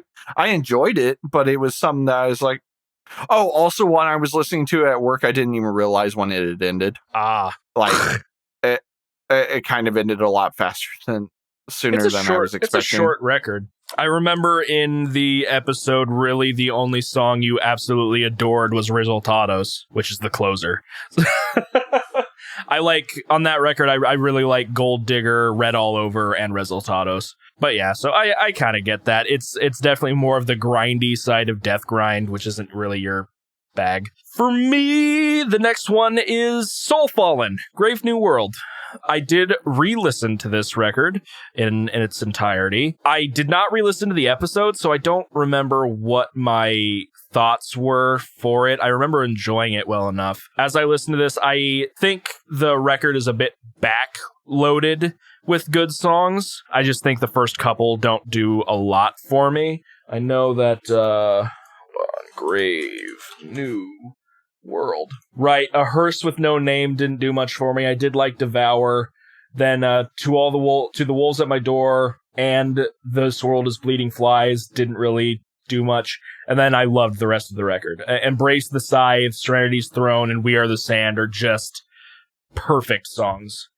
With my favorite being We Are the Sand. I really love the clean singing in that song. I actually want to cover it at some point. Really good. Yeah.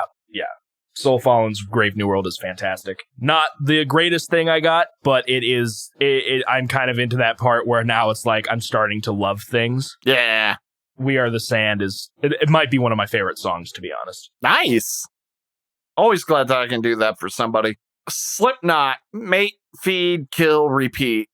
It was higher than I thought. It was interesting. Interesting. There's some riffage that I really like. There's some really interesting bass work that I wasn't expecting. Things that make it this low is some of the shit was kind of like weird, didn't flow well kind of stuff. Vocals are all right. Not my favorite, but not my least favorite. That's about it.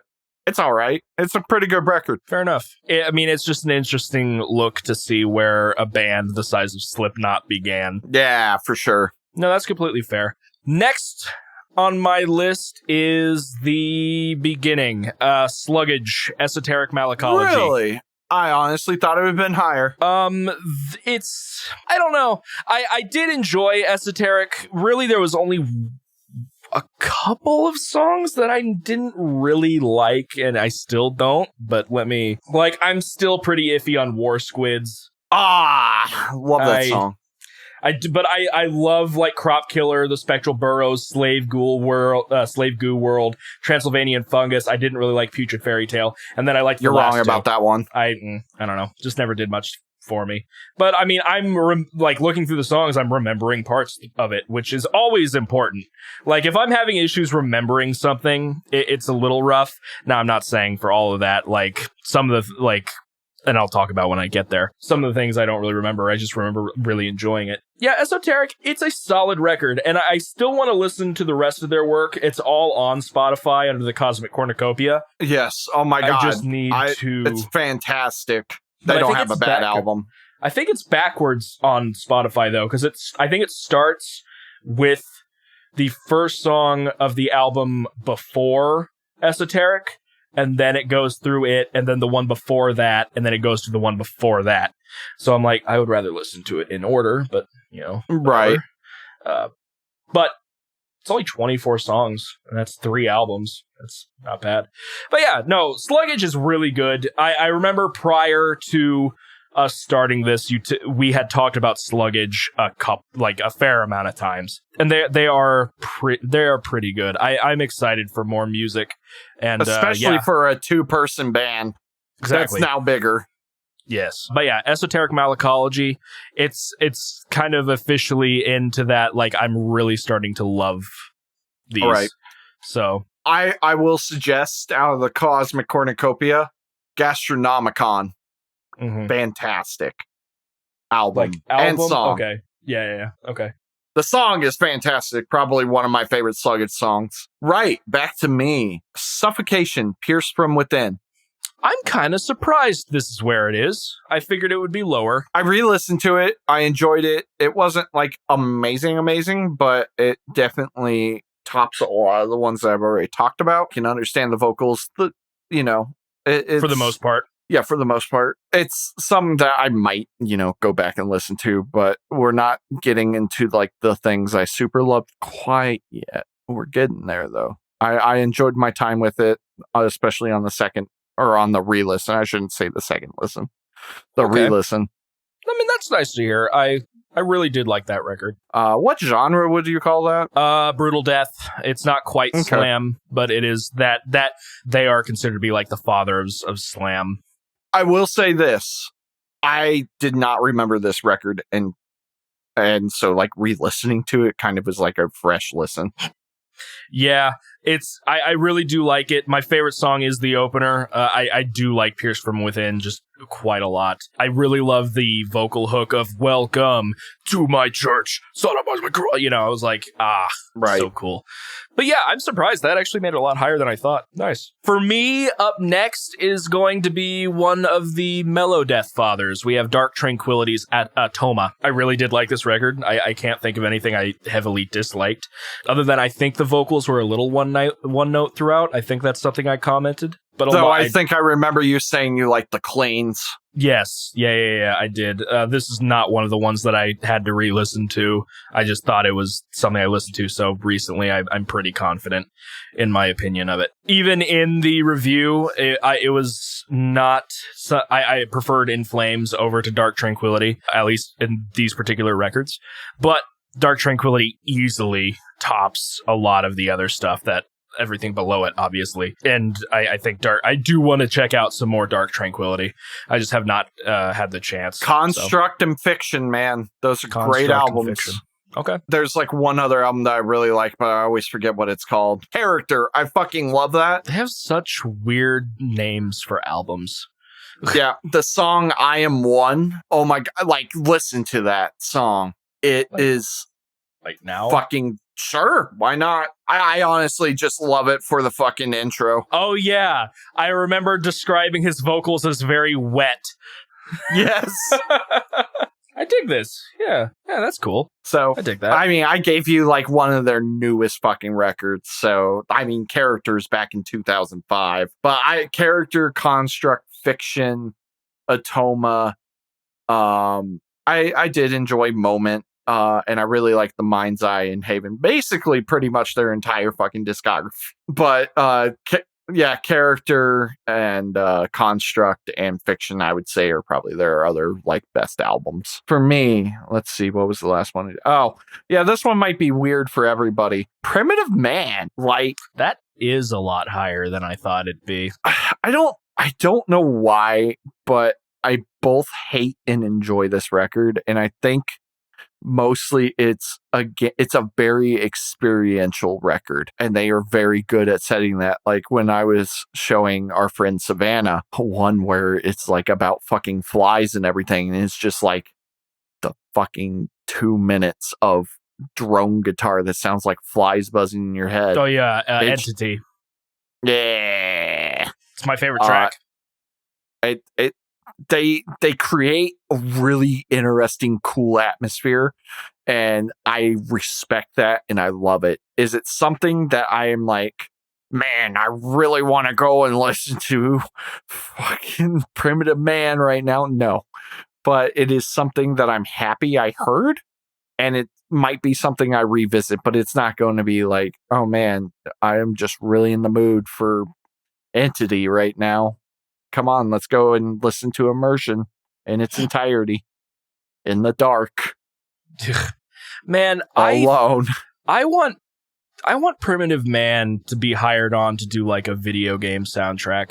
I could see them doing a pretty interesting one. Yeah. Like a not even a long game, horror even just video. like a 30-minute experience. It's got to be horror though, or like suspense. Yeah, definitely.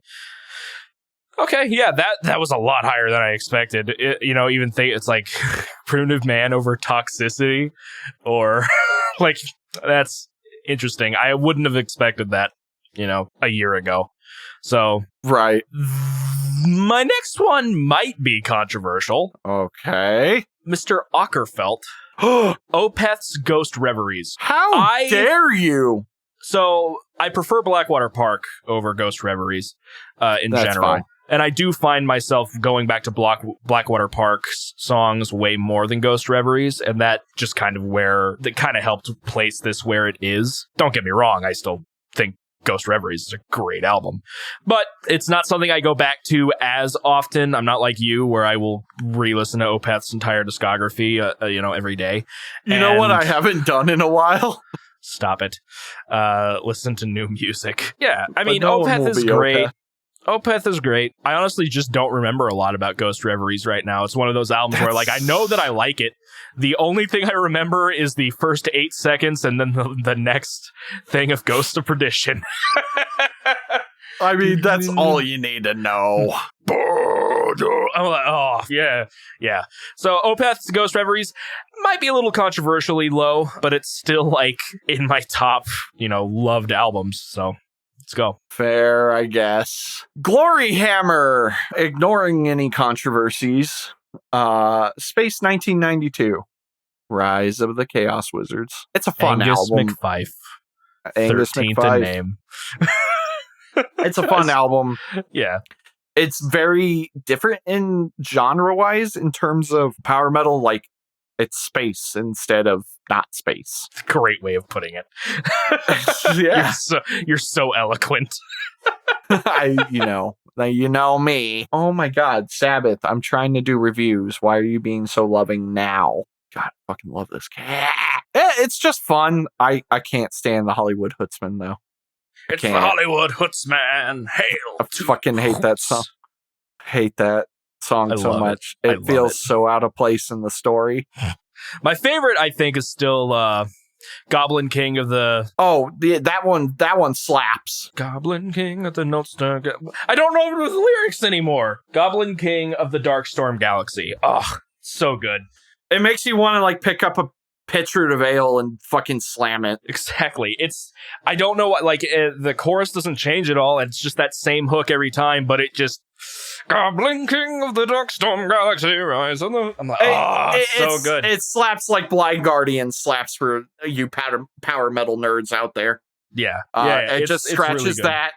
It scratches that itch of, wow, I really want to put on a fucking suit of armor and go slay a goddamn dragon all of a sudden. Victorious. Except in this, it's a laser sword and an alien space dragon. Lord Zagathrax. Yeah, I'm sad. So they kind of they're fucking things up. Yeah, I really like Glory Hammer. Oh well. So you can like their previous music. I can't like any of the new stuff though, which means I can like all of their music. And yeah, no, I still kind of surprised that they made it up there. Just given from your original review, you're like, this is fine. It's just not my thing. But it's not my thing, but it is fun. Sometimes you need a little ham. I'm not allowed to have ham anymore. One step above Opeth Ghost Reveries, in my opinion, is Crimson One by Edge of Sanity. Hey, look, another Ockerfeld. Oh, yeah, another Mr. Ockerfeld, even though I cannot tell you where he is. This album is just really, really good. I love the writing. I love the contrast between the heavy death metal stuff and like the weird upbeat sections where he starts singing like he's Peter Steele from Typo Negative. It's just a really good album. It's really good with like textures and like different little ideas. I still remember the alarm sound going off where it's still just a guitar playing, but the way it's going, it's just oddly enough timed that it sounds like an alarm, and that's really gets stuck in my head for some reason. And of course, the last song with the really spacey vocals is wonderful as well.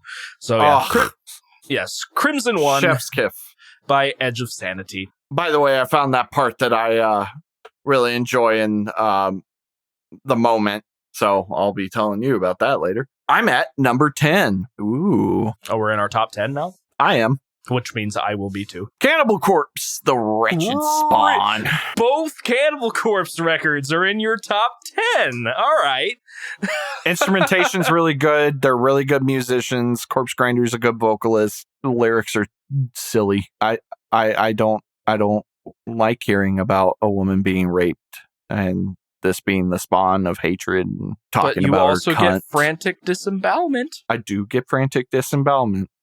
And festering in the crypt. So I enjoy it. I am not a Cannibal Corpse fan by any means. I'm just not into regular death metal. I like them sub genres of metal.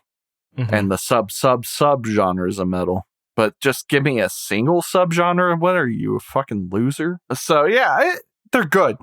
There's a reason they are like one of the iconic fathers of death metal. Them and Death and Obituary. Though I'm not a big fan of Obituary. I don't have enough experience with them. Morbid Angel. Morbid Angel, yeah. Okay. Which I don't have a lot of experience with them. Some people would put Deicide up there, but Deicide's bad. So... So, yeah, no, I mean, they have a reason to be where they are, especially once Chris Barnes left. Fantastic musicianship, though. There are some just really nice, chuggy, delicious riffs. Yes. Yeah. That would be one of them. Yes. The Wretched Spawn is just a great song. Except for the lyrics. They are gross. I don't even mind the lyrics, to be honest. But, I can... put aside that it's just music. So yeah, I'm surprised the Cannibal Corpse made your top 10 both times. Cool. I'm not keeping like super track of trying to narrow things down. So I guess then starting on my top 10, we have In Flames, Clayman. I loved this record. It's so catchy. It has really good riffage. Not big on all of the vocals that Anders does, but I consistently find myself going back to listen to Only for the Weak. Just for people to remember, I gave him the original. It might be like slightly remastered, but it's not the like most remastered, remade one. Yeah, only a handful of songs were re-recorded from Clayman, like top to bottom. There is a remaster. I didn't listen to the remaster. Typically I do, but I just, to be safe, just because it's a little confusing if you pay attention to the re-release of like the 2020 versions of some of the songs, I just listened to the original. It's really good. I really do enjoy it. I'm glad that I found a little bit more mellow death that I can dig. And it reminded me that there was a couple of songs that he showed me from another one of their records that I thought was excellent that I need to go back and Come listen Clarity. to. Yeah, Come Clarity. I'm probably going to listen to that on my own at some point. Yeah, In Flames, Clayman, there's a reason they're one of the most well-known mellow death bands out there. It's just a fantastic album. And they're fucking it up now. Well, can't be perfect. Though their last record, like half of the record was like, ooh, In Flames is back. And then the other half is like, oh, it's still new In Flames. In Flames sucked after their first album. There are those people. I know. There's no more original members. Even though Anders is the original member. Nope, he's not on the original album, so he's not an original member.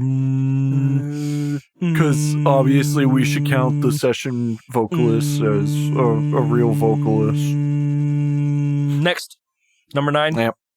Number 9. Infant Annihilator, The Battle of Yaldabaoth. Hey, you got it, Yaldabaoth. Oh, I love this record. It's so a pretty fun record. I enjoy it. I will totally listen to it. The drums are so funny in this goddamn album. Oh, it's hilarious.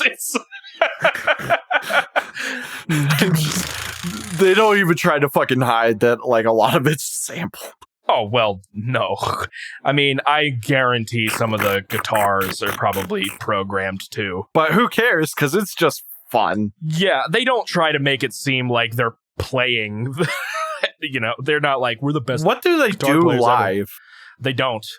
Infinite Annihilator doesn't play live, to my knowledge. I think the drummer has done like live events, like at NAMM or something. Played some songs. I don't know which ones. They're probably the ones that are easier to play. So I'm glad that you dug Infinite Annihilator. I was one of those bands that I was super iffy on, because when I first came across them, it was from their first record, and their first record was just edgy for the sake of edge. The first thing I listened to was, I believe the song is called Decapitation Fornication, and the music video was the original vocalist and some other guy. It might have just been the Black Tongue guys, because they're the same band essentially. They're just out in the woods. One of them was playing drums on tree stumps, which was kind of funny. But then it was like them humping each other and like weird. I mean, I don't dig that shit. It was weird, yeah. But I even also Psycho Stick doesn't do that shit. Yeah, and I mean, one of the music videos for this record is they push the limits of what they could get away with on YouTube. It's just they are as naked as they can be, and they are breaking eggs on each other. I believe it's for Swinecologist. It's Classy. odd. It's odd.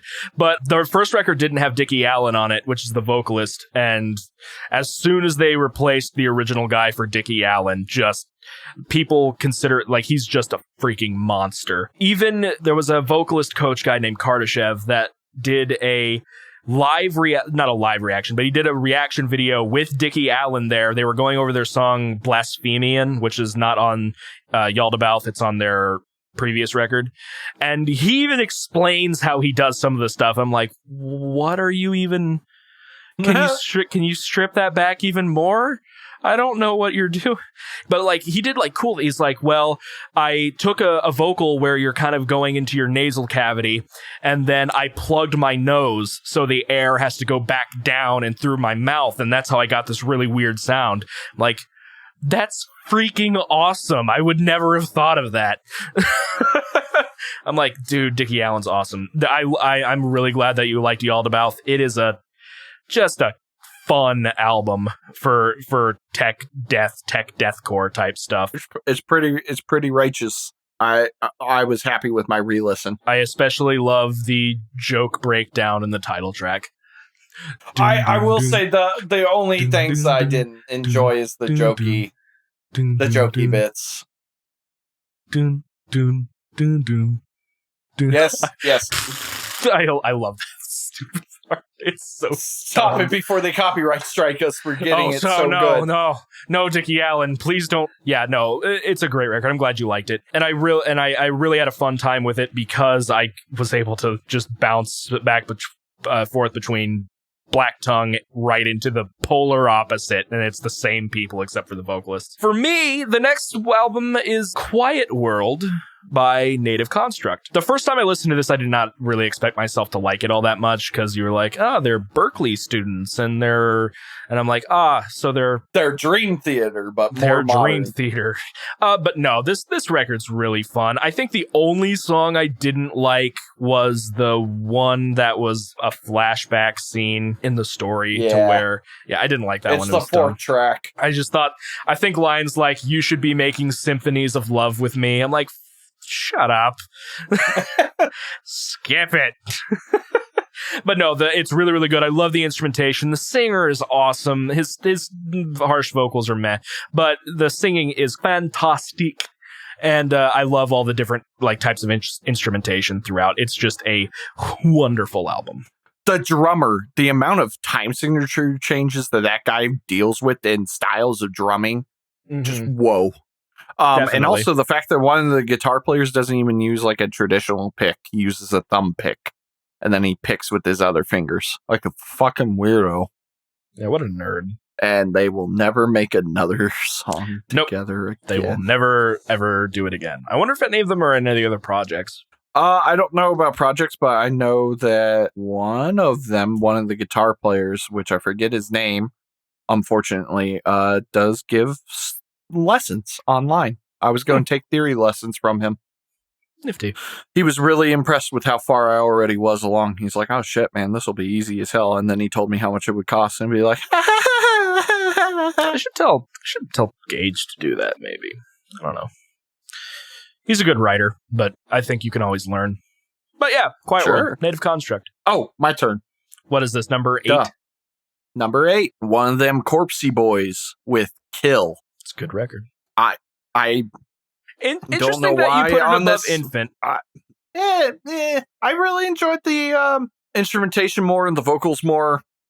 I somehow thought the lyrics were slightly less stupid. Okay. I think it's 10 years after Wretched Spawn, so more mature lyrics, maybe. Yeah. Less about talking about people's cunts, so that does help. I think the one thing that puts this slightly above Infinite Annihilator is I really did not like the jokey parts. Like, they're fun in Infinite Annihilator, but they really detract from the rest of the record. I can really only think of one funny part. They did it twice. They did it twice. I guess I don't remember the other one. The very last track at the very end. Oh, right. Yeah. Okay. Never mind. Yeah. I forgot about that one. and he farts in like the mic or burps, and he's not Devin Townsend or Mike Patton. Do that. You're not allowed to do that. Or Samus from. You're not in a prog band or an avant-garde. Well, okay, I was about to say Samus isn't either, but then again, he was on Devin Townsend's fucking... So I guess he wasn't a avant-garde prog band. But yeah, Samus like had people sample their farts and then he was going to make music with it. I'm aware. Did you give him a sample of No. one of your juicy fart? Yeah, neither did I. No. You insane?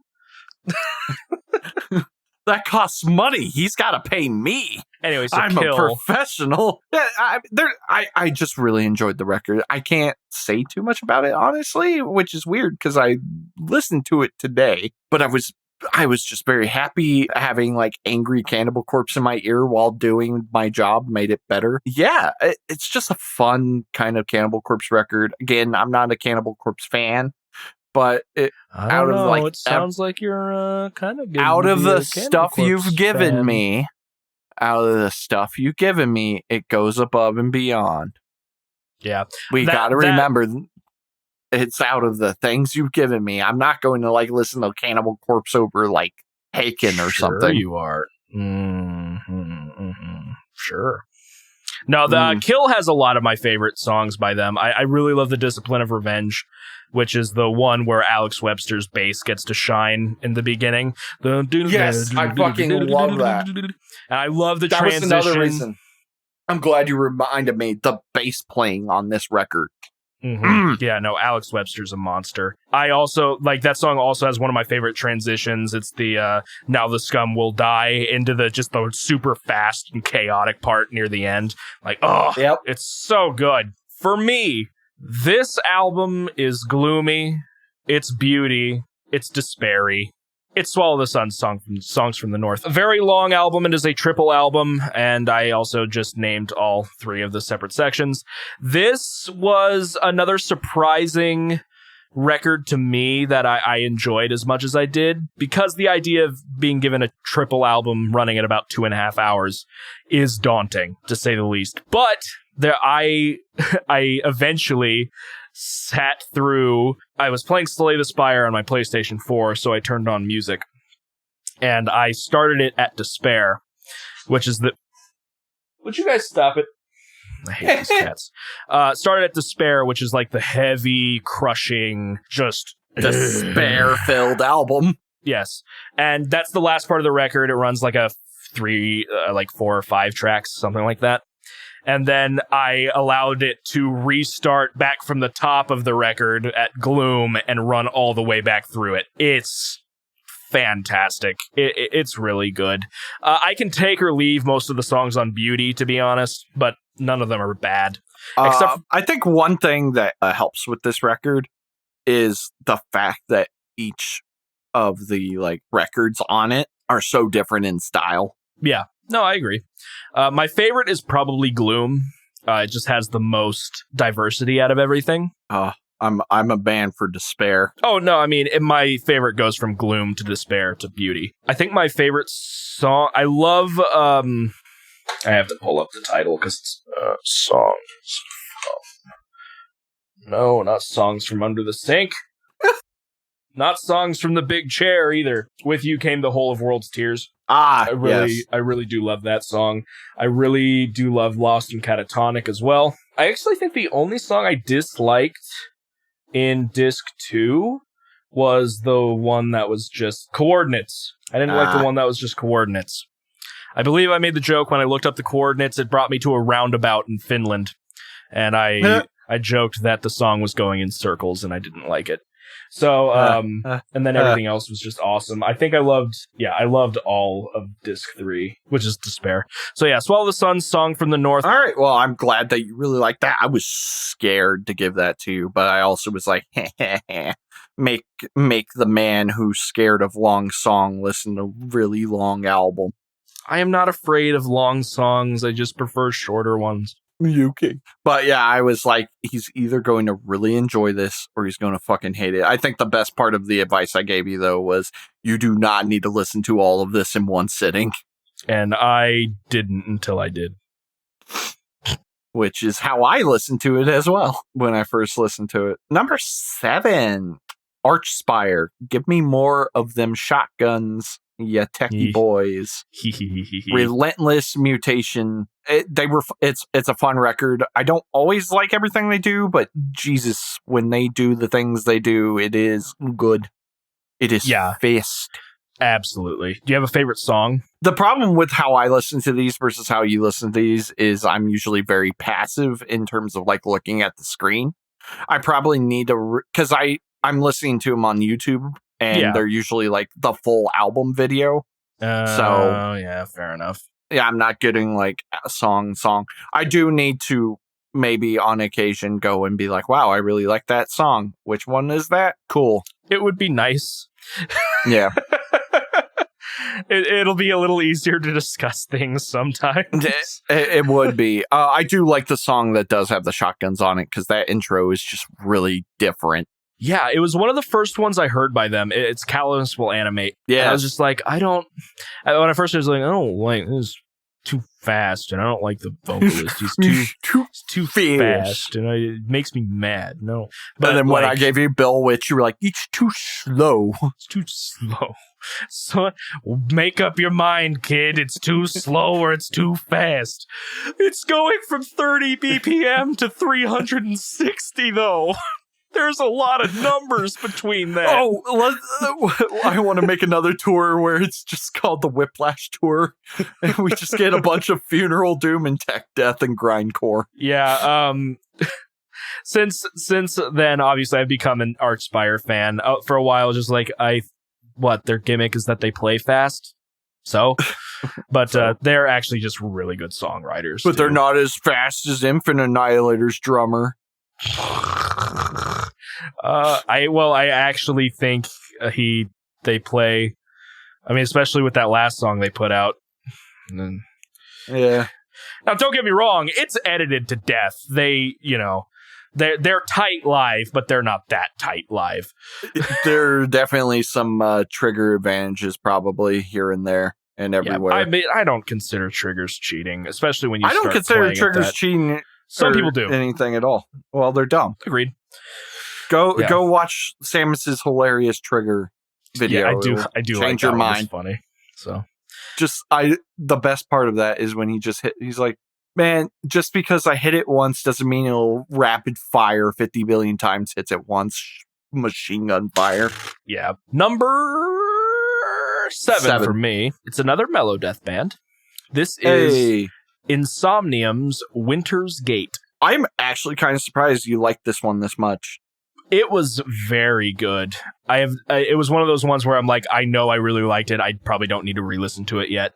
It was the only album that I found a lyric video for the whole thing, and I really wish that some of the other ones had those. Especially those concept albums that I constantly throw at you. Yeah. Yeah. No, but Winter's Gate was really, really good. I remember just loving almost the entire record, I think. Winter's Gate. Just play the song. No, just go to the album. Go to the album. That's weird. I only have one of the songs liked, but that's dumb. No, I really did enjoy it. Yeah, of course you only have one of the songs liked. It's because it's a one-song album, even though it's split up in Spotify. I really love the textures throughout the record. The story is really cool. It's wunderbar. So it's too bad. It's too bad I didn't introduce you to this back in 2016, 17, whenever it came out, because you would have been able to go see it live in its entirety. And that was a fantastic show. I can imagine.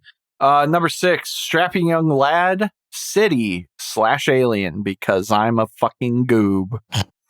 It's true, you are a goob. It's Devi. It's heavy Devi. Like, how am I not going to fucking like it? They were both fantastic albums, both well written. I was only given one of them. Ethan, why did you only give me one Strapping Young Lad album? What were you thinking? I mean, it wasn't a double, and then you messed up and listened to the wrong one. So nah, that doesn't sound right. Mm-hmm. There's not much to say. It's a Devin Townsend album. It's good. It's not the weirdest thing he's produced. But it's pretty heavy, and it's still pretty interesting. Yes. I'm pretty satisfied. Yes. I do really like Strapping Young Lad. For me, number 6, we might be controversial. Uh-oh. Blackwater Park. What the fuck, Ethan? Blackwater Park comes in at number 6. That should have been at least 2. Well, now I'm kind of waffling. Like a couple of these, I'm like, really, this could be tied for whatever. So yeah, Blackwater Park, it's a fantastic record. I absolutely love it. I come back to Harvest all the time. I come back to Bleak all the time. And I come back to Blackwater Park all the time. Just fantastic musicianship. Just Leper Affinity? You don't come back to Leper Affinity? Is that one on this? Yeah, it's good. Yeah, that's the first song. Oh, I think I think that's the in one with the organ. I think that's the one that I meant instead of Bleak. But I don't remember. It's really good. It's fantastic. I don't have anything much to say. It's a classic album. It's just fantastic. Better than Ghost Reveries. I know that it's controversial to say either one is better than the other one. Yeah, I mean, you just picked a side is all. I think I like Blackwater Park more than Ghost Reveries, but it's like really fucking close. Yeah. My favorite album is Heritage. When they stop. Oops. My favorite's Damnation, which I could understand. That's not controversial at all. Oh, I mean, I would say it is just because people are like, oh, you picked the one there's no growls, nerd. Nah, man, it's when you start saying things like Heritage and Communion that people are going to be like, what the fuck is wrong? My favorite is Sorceress. So do you want to keep the skin on your left hand or not? I just want to... You're about to get beat up by a bunch of fucking music nerds with glasses. And that one guy that has a really long beard and kind of looks scary. But he's also a music nerd. Number 5. Hey, Ethan, have you ever had the desire to decapitate some cattle and cause the extinction of all man? That's correct. It's the Anthropocene extinction by cattle decapitation. Okay. All right. I like this. I think there might be a better cattle decap record. Who knows? Okay. I'm trying to remember all the things that you haven't mentioned yet. I know a couple. There's only 4. Yeah, I know 2 of them. Yeah, no, I really enjoy that you liked Cattle as much as you did. Cattle, I loved Cattle. And Anthropocene Extinction was great. And I think I said I preferred it more, but as I've listened, I've seen myself going back to Death Atlas way more. Kind of the same. Especially Bring Back the Plague. I fucking love that song. I've really rediscovered how much I love the title track, Death Atlas. It's just a great song. So epic. If I had to make maybe a complaint about Death Atlas, and this could be just that I went back to back, I feel like Death Atlas might be a little too long, but that could be just because I went back to back. Mm-hmm.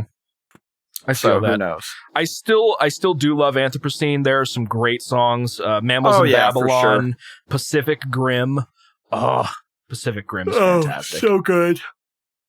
So Death yeah, no, with the tide. I am definitely willing to at least listen to Monolith. Mm-hmm. Monolith is good. And newer stuff. Yeah, you might still be able to enjoy the Harvest Floor. That is technically the first record where they start playing with melodic vocals, but it's a bit rougher on production. But Monolith on up, fantastic. Dave Otero is just a madman, and he also does Archspire's new music too. Just he's so good. I would so good blow this man to get half of his friggin' talent. Dave, call me up, Dave. Hit me up, Dave. Hits you up with a restraining order. No, Dave, please. You're not allowed to listen to any of my music either. No! Number 5 I come into work. I'm like, man, this new Archspire and cattle decap's so good. They had to chain my hands down so I couldn't saw my own head off. We're in our top 5. Winter Horde, Underwater Moon. Yeah. Oh, I'm so happy this is so high. This record is so good.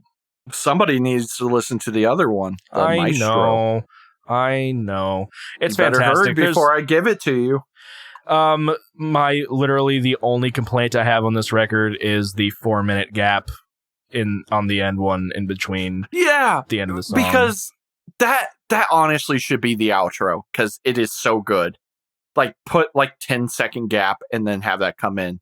Mm-hmm. I've honestly thought about doing the wave file for that and trimming that down. Yeah, that is literally my only complaint. I love the vocals. I love the vocal hooks are great.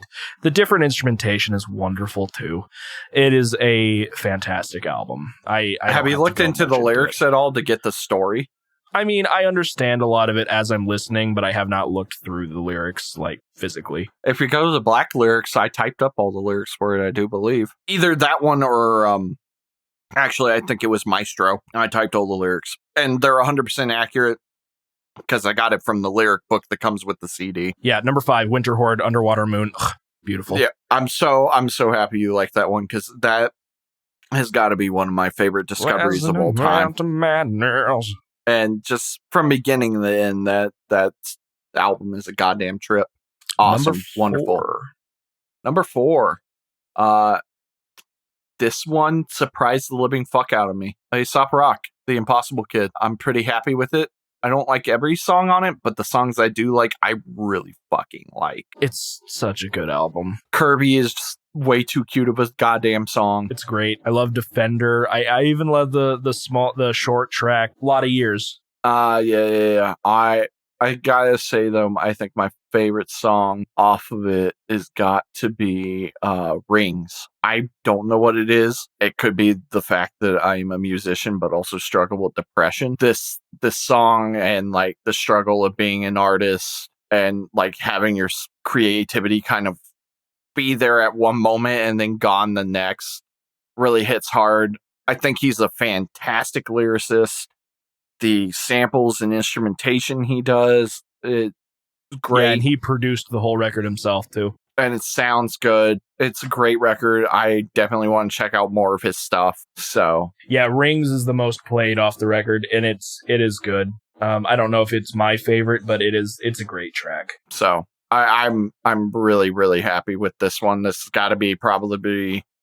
I mean, obviously, it's in my top 4 out of everything. When it was a surprise, I've never even heard of this. This has got to be the one that I was like, whoa. My problem is now is when you were talking about Anthropocene, I'm like, the only ones I remember now are Death Atlas and Aesop. I don't remember the other ones anymore. Well, you'll have a happy surprise. Number 4, Deconstruction by the Devin Townsend Project. Hey. If you want to hear my thoughts, go and listen to the last episode. It's very good. I think it kind of dies down after the Mighty Masturbator until Deconstruction, the title track, kicks in. But it's Devi.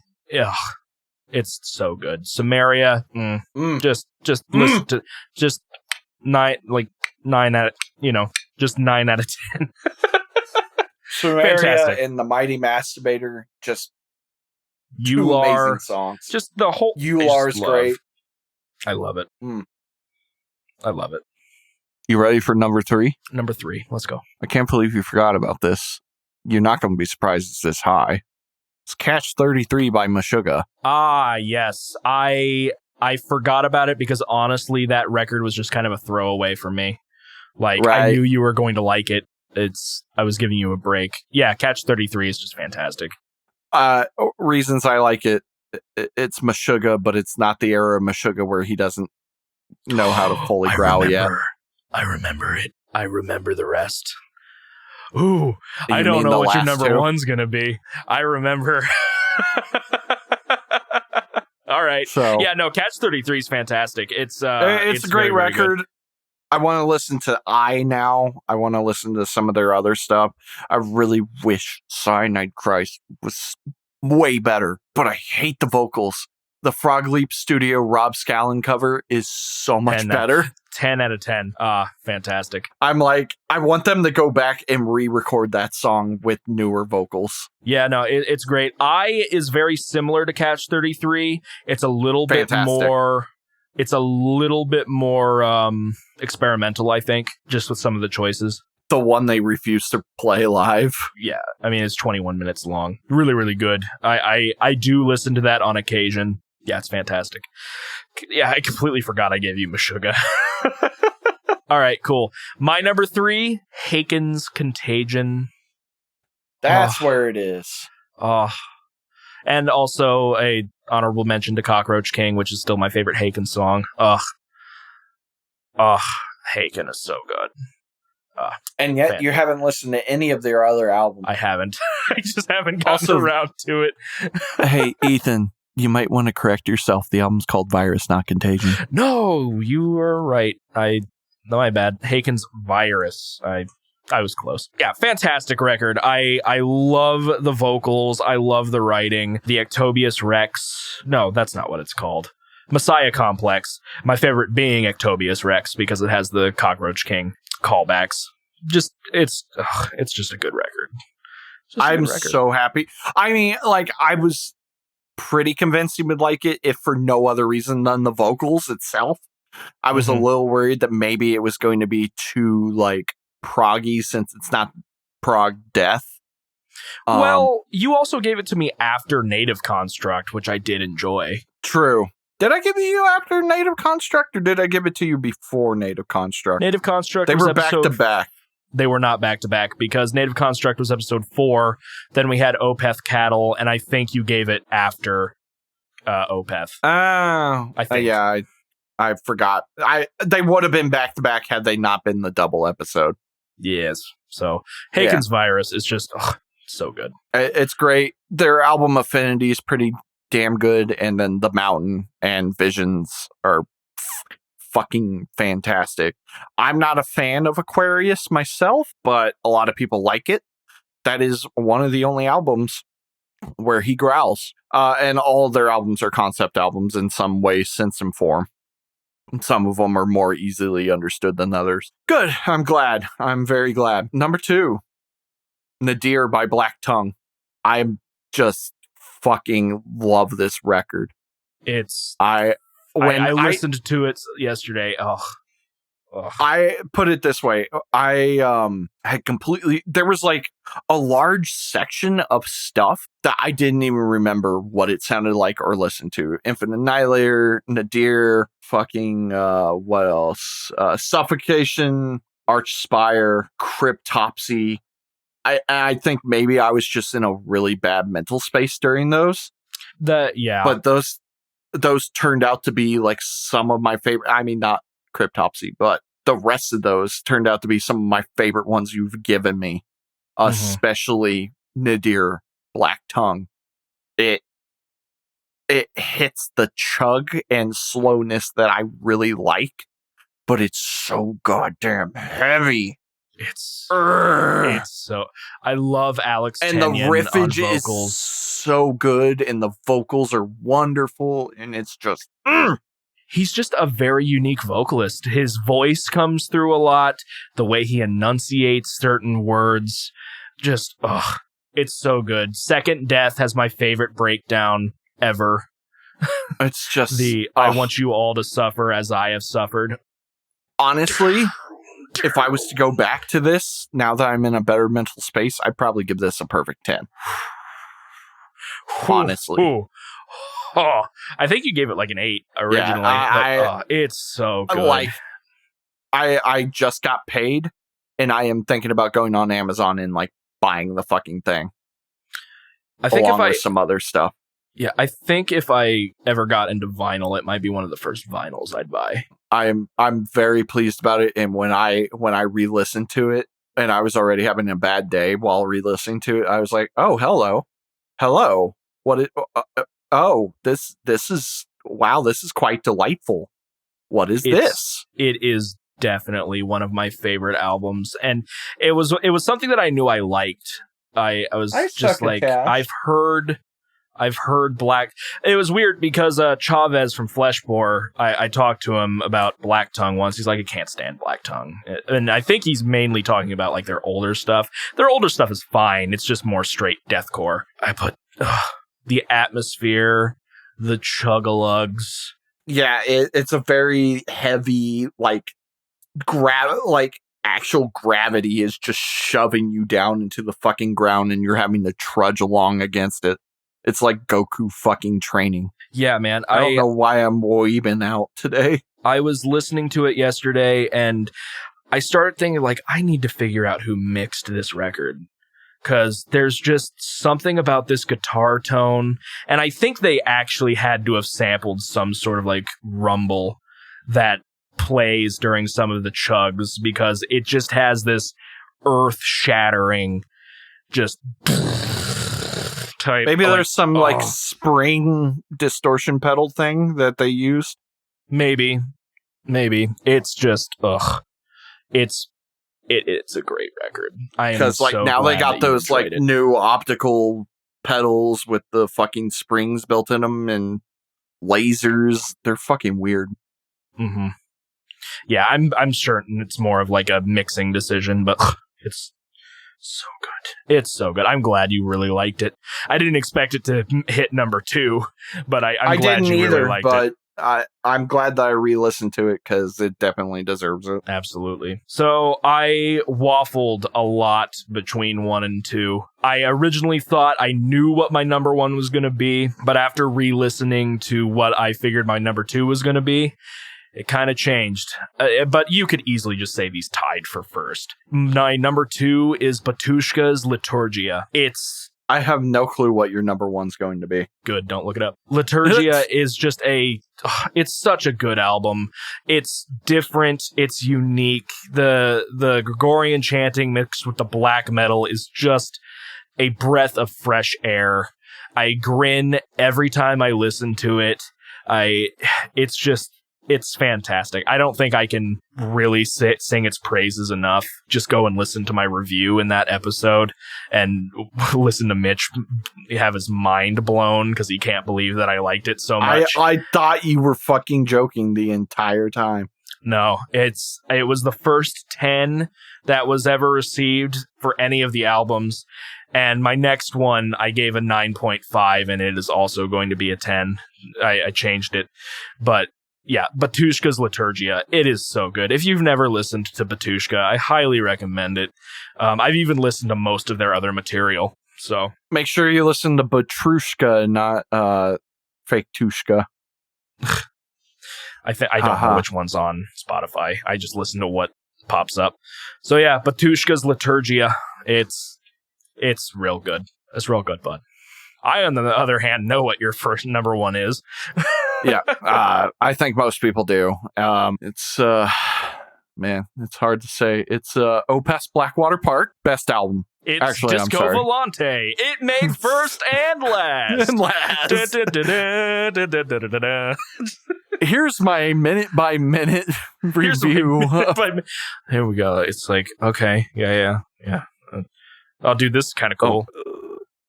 Oh my God, where's my gun? I gotta shoot my I gotta kill myself. No, Mitch, wait.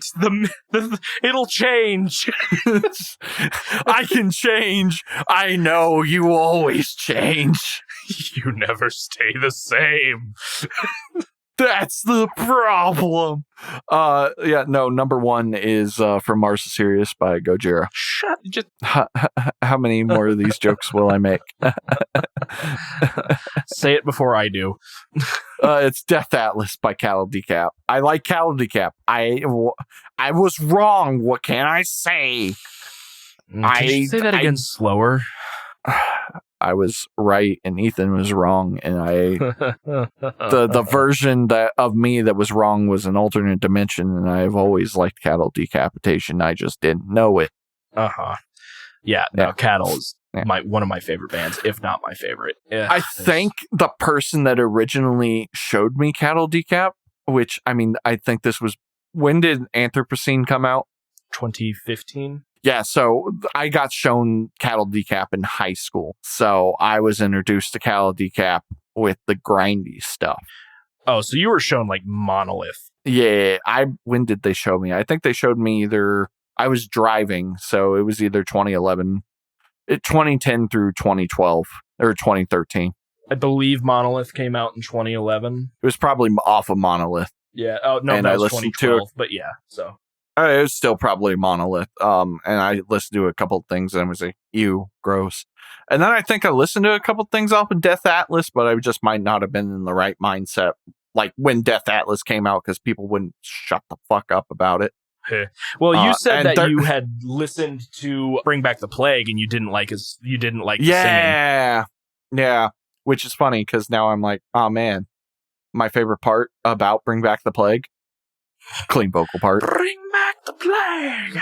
Ugh, I love Travis so much. So Travis is a fantastic vocalist. Stop offering to blow people. How much music do you not want to listen to? Anyway, yeah, no. There are sounds that I do not like that Travis makes. That does not mean Travis is not a good vocalist. Jesus Christ, he's possibly one of the best in the business when it comes to like growling death metal stuff. That man can make noises that no man should. It's like him and Dickie Allen. Yeah, like he's not my favorite vocalist of all time. That would probably be Michael Ockerfeldt in his prime, but he's a really good vocalist, and the writing's fantastic, and the instrumentation is so good. So I was very happy. I remember like I had gotten up for like work or something like that, and I was like, oh, I should probably put on the fucking record and listen to it. And I think I listened to Anthropocene Extinction first, but I was like brushing my teeth while it was playing, and I was like, wait a minute, is this good? Hold on, is this really fucking good? Yeah. I think when we originally talked about it, you said it was manufactured extinct from Anthropocene because it was the bang, bang, bang, bang. Just yeah. I was just like, I poked my head out of the bathroom like, maybe I like cattle. Maybe I was wrong. And then I listened to the albums, and then I bought the albums. They are the only albums you have given me that I have bought. I have everything not else, any of them because I yes, don't but have you money. you also utilize Spotify, and I don't. True.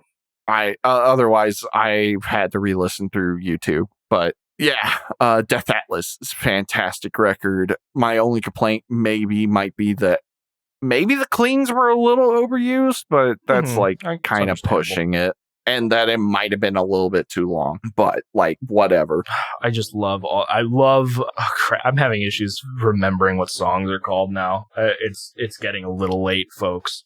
What? It's only 1:30. We've recorded later. We have, technically. I love Finish Them. The fire on the horizon. Yeah. Just, And every time I think I'm sick of One Day Closer to the End of the World, just that just hooks me right back in. I was like, it's so good. It's so good. With all disrespect, Time's Cruel Curtain. And I'm definitely going to have to pick up Nadir and Catch 33 and probably The Impossible Kid. The rest of them, I'm like interested, but they're not like on my top. Like I need these now. Plus, there's a bunch of new stuff that I'm like, I kind of want to get these right now, and I don't have the money to do that because CDs are expensive. Yeah, I actually so I've been thinking about going to the world of Flax. I don't know, I just want to try one out. I think you've told me this before.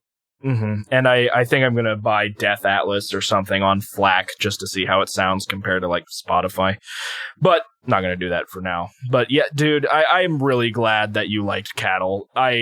I mean, hey, would you want to borrow my CD and rip it? It won't be FLAC, but it'll be Wave, and they're pretty much the same, aren't they? I guess. There are technically differences people rave about, but my thing is, like, I'm fine with using Spotify. I mean, I just wanted to see how it Wave sounds. Is going to be the purest sound, because that's the one that comes straight off the mix. Well, apparently FLAC is. I don't know. They're both lossless files, so I don't know what the differences are. Honestly, it's probably one of those things where people are like, no, man, I really can hear it. Like, I can hear that different kilobit rate. Like, totally. It's totally distinguishable from MP3, but like the high quality MP3. I love the one meme I made. It's like I'm an audiophile. What does that mean? It means he's afraid of MP3s. Oh yes, 192 90 kilobit, which is the audio equivalent of gravel. Yeah, like, look, I get it. Might as well transition. I get it in some sense because, like, technically my eye can't perceive beyond 30 hertz frame rate.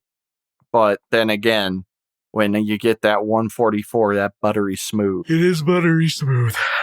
All right. It's very buttery smooth. Let's finish. Let's wrap this up. My number one, like I said, I bounced back and forth with these, man. But after some deliberation and a re-listen yesterday, I think my number one is Septic Flesh's Codex Omega. Yes! It's just amazing. I love everything about it. Obviously, I've been bringing up vocals a lot while we talk about our list because I'm a vocalist. Dude, next to like Alex Tenyon from Black Tongue, they both have a very unique growl, a very unique their voice comes out a lot, which I absolutely love. The symphony is obviously just adds an extra layer of epic to the sound. Man, Codex Omega is just like I said, I originally gave it a 9.5, and I said on a good day I could bump it to a 10. I think 10's my default. It's just, like, it might even be an 11. It's just so good. It's so well written. The mixing is perfect. Mm-hmm. God, the guy's fucking vocals going that low but projecting that loud. Mm-hmm. Oh, man. And I remember when Tyler joined Fleshbore, we were talking about like Flesh God or something like that, because they were like the main symphonic death metal band I knew. And he's like, yeah, Septic Flesh has been going for like long, well, not with symphonic stuff, but as a band they've been around much longer. He was like, yeah, Codex Omega is amazing, you should listen to it. And I just never got around to it. I was like, I like Flesh God Apocalypse, so I don't need new bands because I'm stupid. And just it's very, very, very good. The other records are fantastic in terms of the symphonic stuff. Yeah, I've listened to a little bit of Communion, I think is what it's called. Yeah, that's the first record with Anubis and stuff. Mm-hmm. I've listened to a little bit of that. I've listened to a little bit of the next record, I think, too. Just haven't listened to anything all the way through. But, The Great Mass. Oh, yeah. It's just fantastic. I love the writing. I'm definitely looking forward to anything new that they come out with. I don't know if they're in the studio right now or not. But I can't remember if they are or not. That's it, guys. That's like 50 albums, 52 albums ranked. Yeah. It's been a good year. I'm looking forward to another year. And you better figure out more music. Yeah, definitely. I'm probably going to have to start breaking into some stuff I listened to a while back. Like, I've considered like diving into like the very first record I ever bought, like Whitechapel's early stuff, things like that. Gross. Nah, Whitechapel's great. But that's our list, guys. We've been recording for nearly 4 hours. This is the longest we've ever recorded. At least for a single episode. I am going to be cutting it down. Yeah, there was definitely a lot of empty space because pee. Yes, urination, no breathing. At some point, we just both got to listen. We got to both listen to that Papa Roach record. I've never listened to Infest. I've never listened to Papa Roach. There are a couple of good songs, but anyway, guys, I don't have anything to I even if I had stuff to talk about, I want to go to bed. So let's go ahead and wrap it up. We're gonna kick off another year of Distorted Entertainment. So Mitchell. Oh, you didn't hear I quit. Oh yeah, yeah, fantastic. Yeah. So Mitchell, what do you got for me on our 20? I have to come through. 24th? I don't remember. I keep waffling between two. I mean, you're going to get them eventually. Do I want to go metal or prog rock? We'll go metal. We'll see what you think. This band, I got their album for free. It was our senior year of college. I was depressed as fuck. But Gojira had announced that they were going to re-release their first record. Mm-hmm. And I was so happy because I could not fucking find a CD of their first record that wasn't $200. Yikes. So I bought the record, but you had to buy it directly from the French recording studio, producer, whatever you buy. Mm-hmm. And they gave me a bunch of gifts. And one of the gifts they gave me was this band's CD, and it's the only one that they've come out with. It is a band that I would describe as Gojira-esque.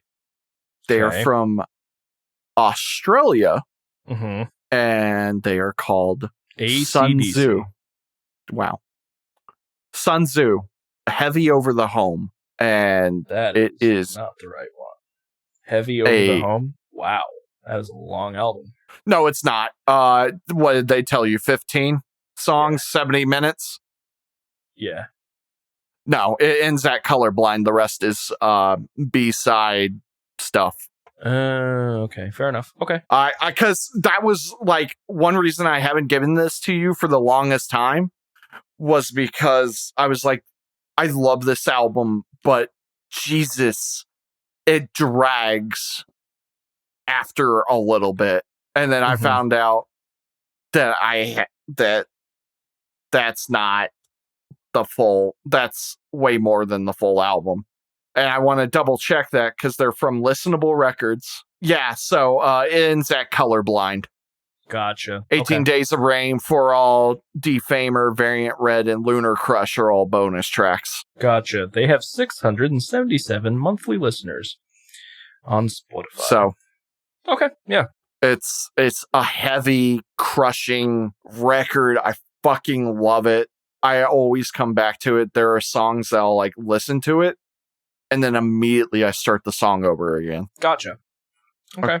I was so happy when they sent me this record and I just put it on and was like, oh my God. All right. So for you, I have a question because I know you've probably been shown this band before because it's one of Joey's favorites, but I don't know if you've ever listened to it. Huh? No. Oh, Pale Horse Named Death. Horse Named Death. Have you ever listened to their And Hell Will Follow Me? I don't think I've actually ever listened to a full record, if any of them at all. If I have, it's only been like maybe a song or two. It's definitely something that is not in my brain right now. Let's put it that way. I don't remember listening to them, but obviously I know them because I was Joey's roommate for a year. Oh, you were? Didn't know that. Oh yeah, our senior year, him, me, and then I don't know if you remember Guy, but that was one of his old roommates and one other person. I know of Guy. I think Guy roomed with Jake for a little while. Yeah. So interesting. I mean, I don't know that, but yeah, it was us four together. It was a decent roommate experience. Me and Joey shared the one bathroom and our bedrooms were next to each other. And that was a pretty good experience. One of the better roommates I've had throughout my years. So, yeah, I mean, this was just kind of something I remembered because I was panicking.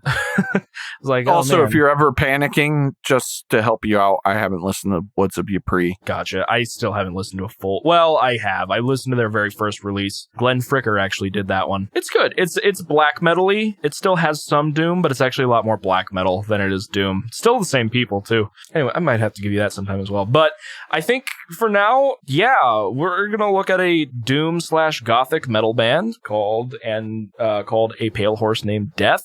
I'm going to give you their very first record. It's the only one I've listened to all the way through. They have actually released a couple albums recently. Like, they were kind of just dead for a while from like 2013, and then they released an album in 2019. And they released another one this year. So somebody kept beating the dead horse, huh? Oh, no, this one isn't out yet. It's out on the 24th. Oh, that's kind of cool. Hey! Yeah, so I do remember this album quite fondly. I really enjoy the song To Die in Your Arms. Cracks in the Walls is really good as well. And then my favorite is the closer. It's Die Alone. It's probably their most well-known song as well. Probably what I'm going to do this weekend. No, it's not their most popular song. Shallow Grave is. I remember listening to that one. But no, Die Alone has some saxophone. And ooh, you know how I am a sucker for sax and metal. Then you might like one song on this album. Yeah, so I'm going to give you... Yeah. Just messing with you. I'm going to give you their 2011 album, And Hell Will Follow Me. All right. It's been a hot minute. This is kind of like a Letters from the Colony situation where, like, I haven't listened to this in a long time, but I remember liking it. So hopefully that sticks.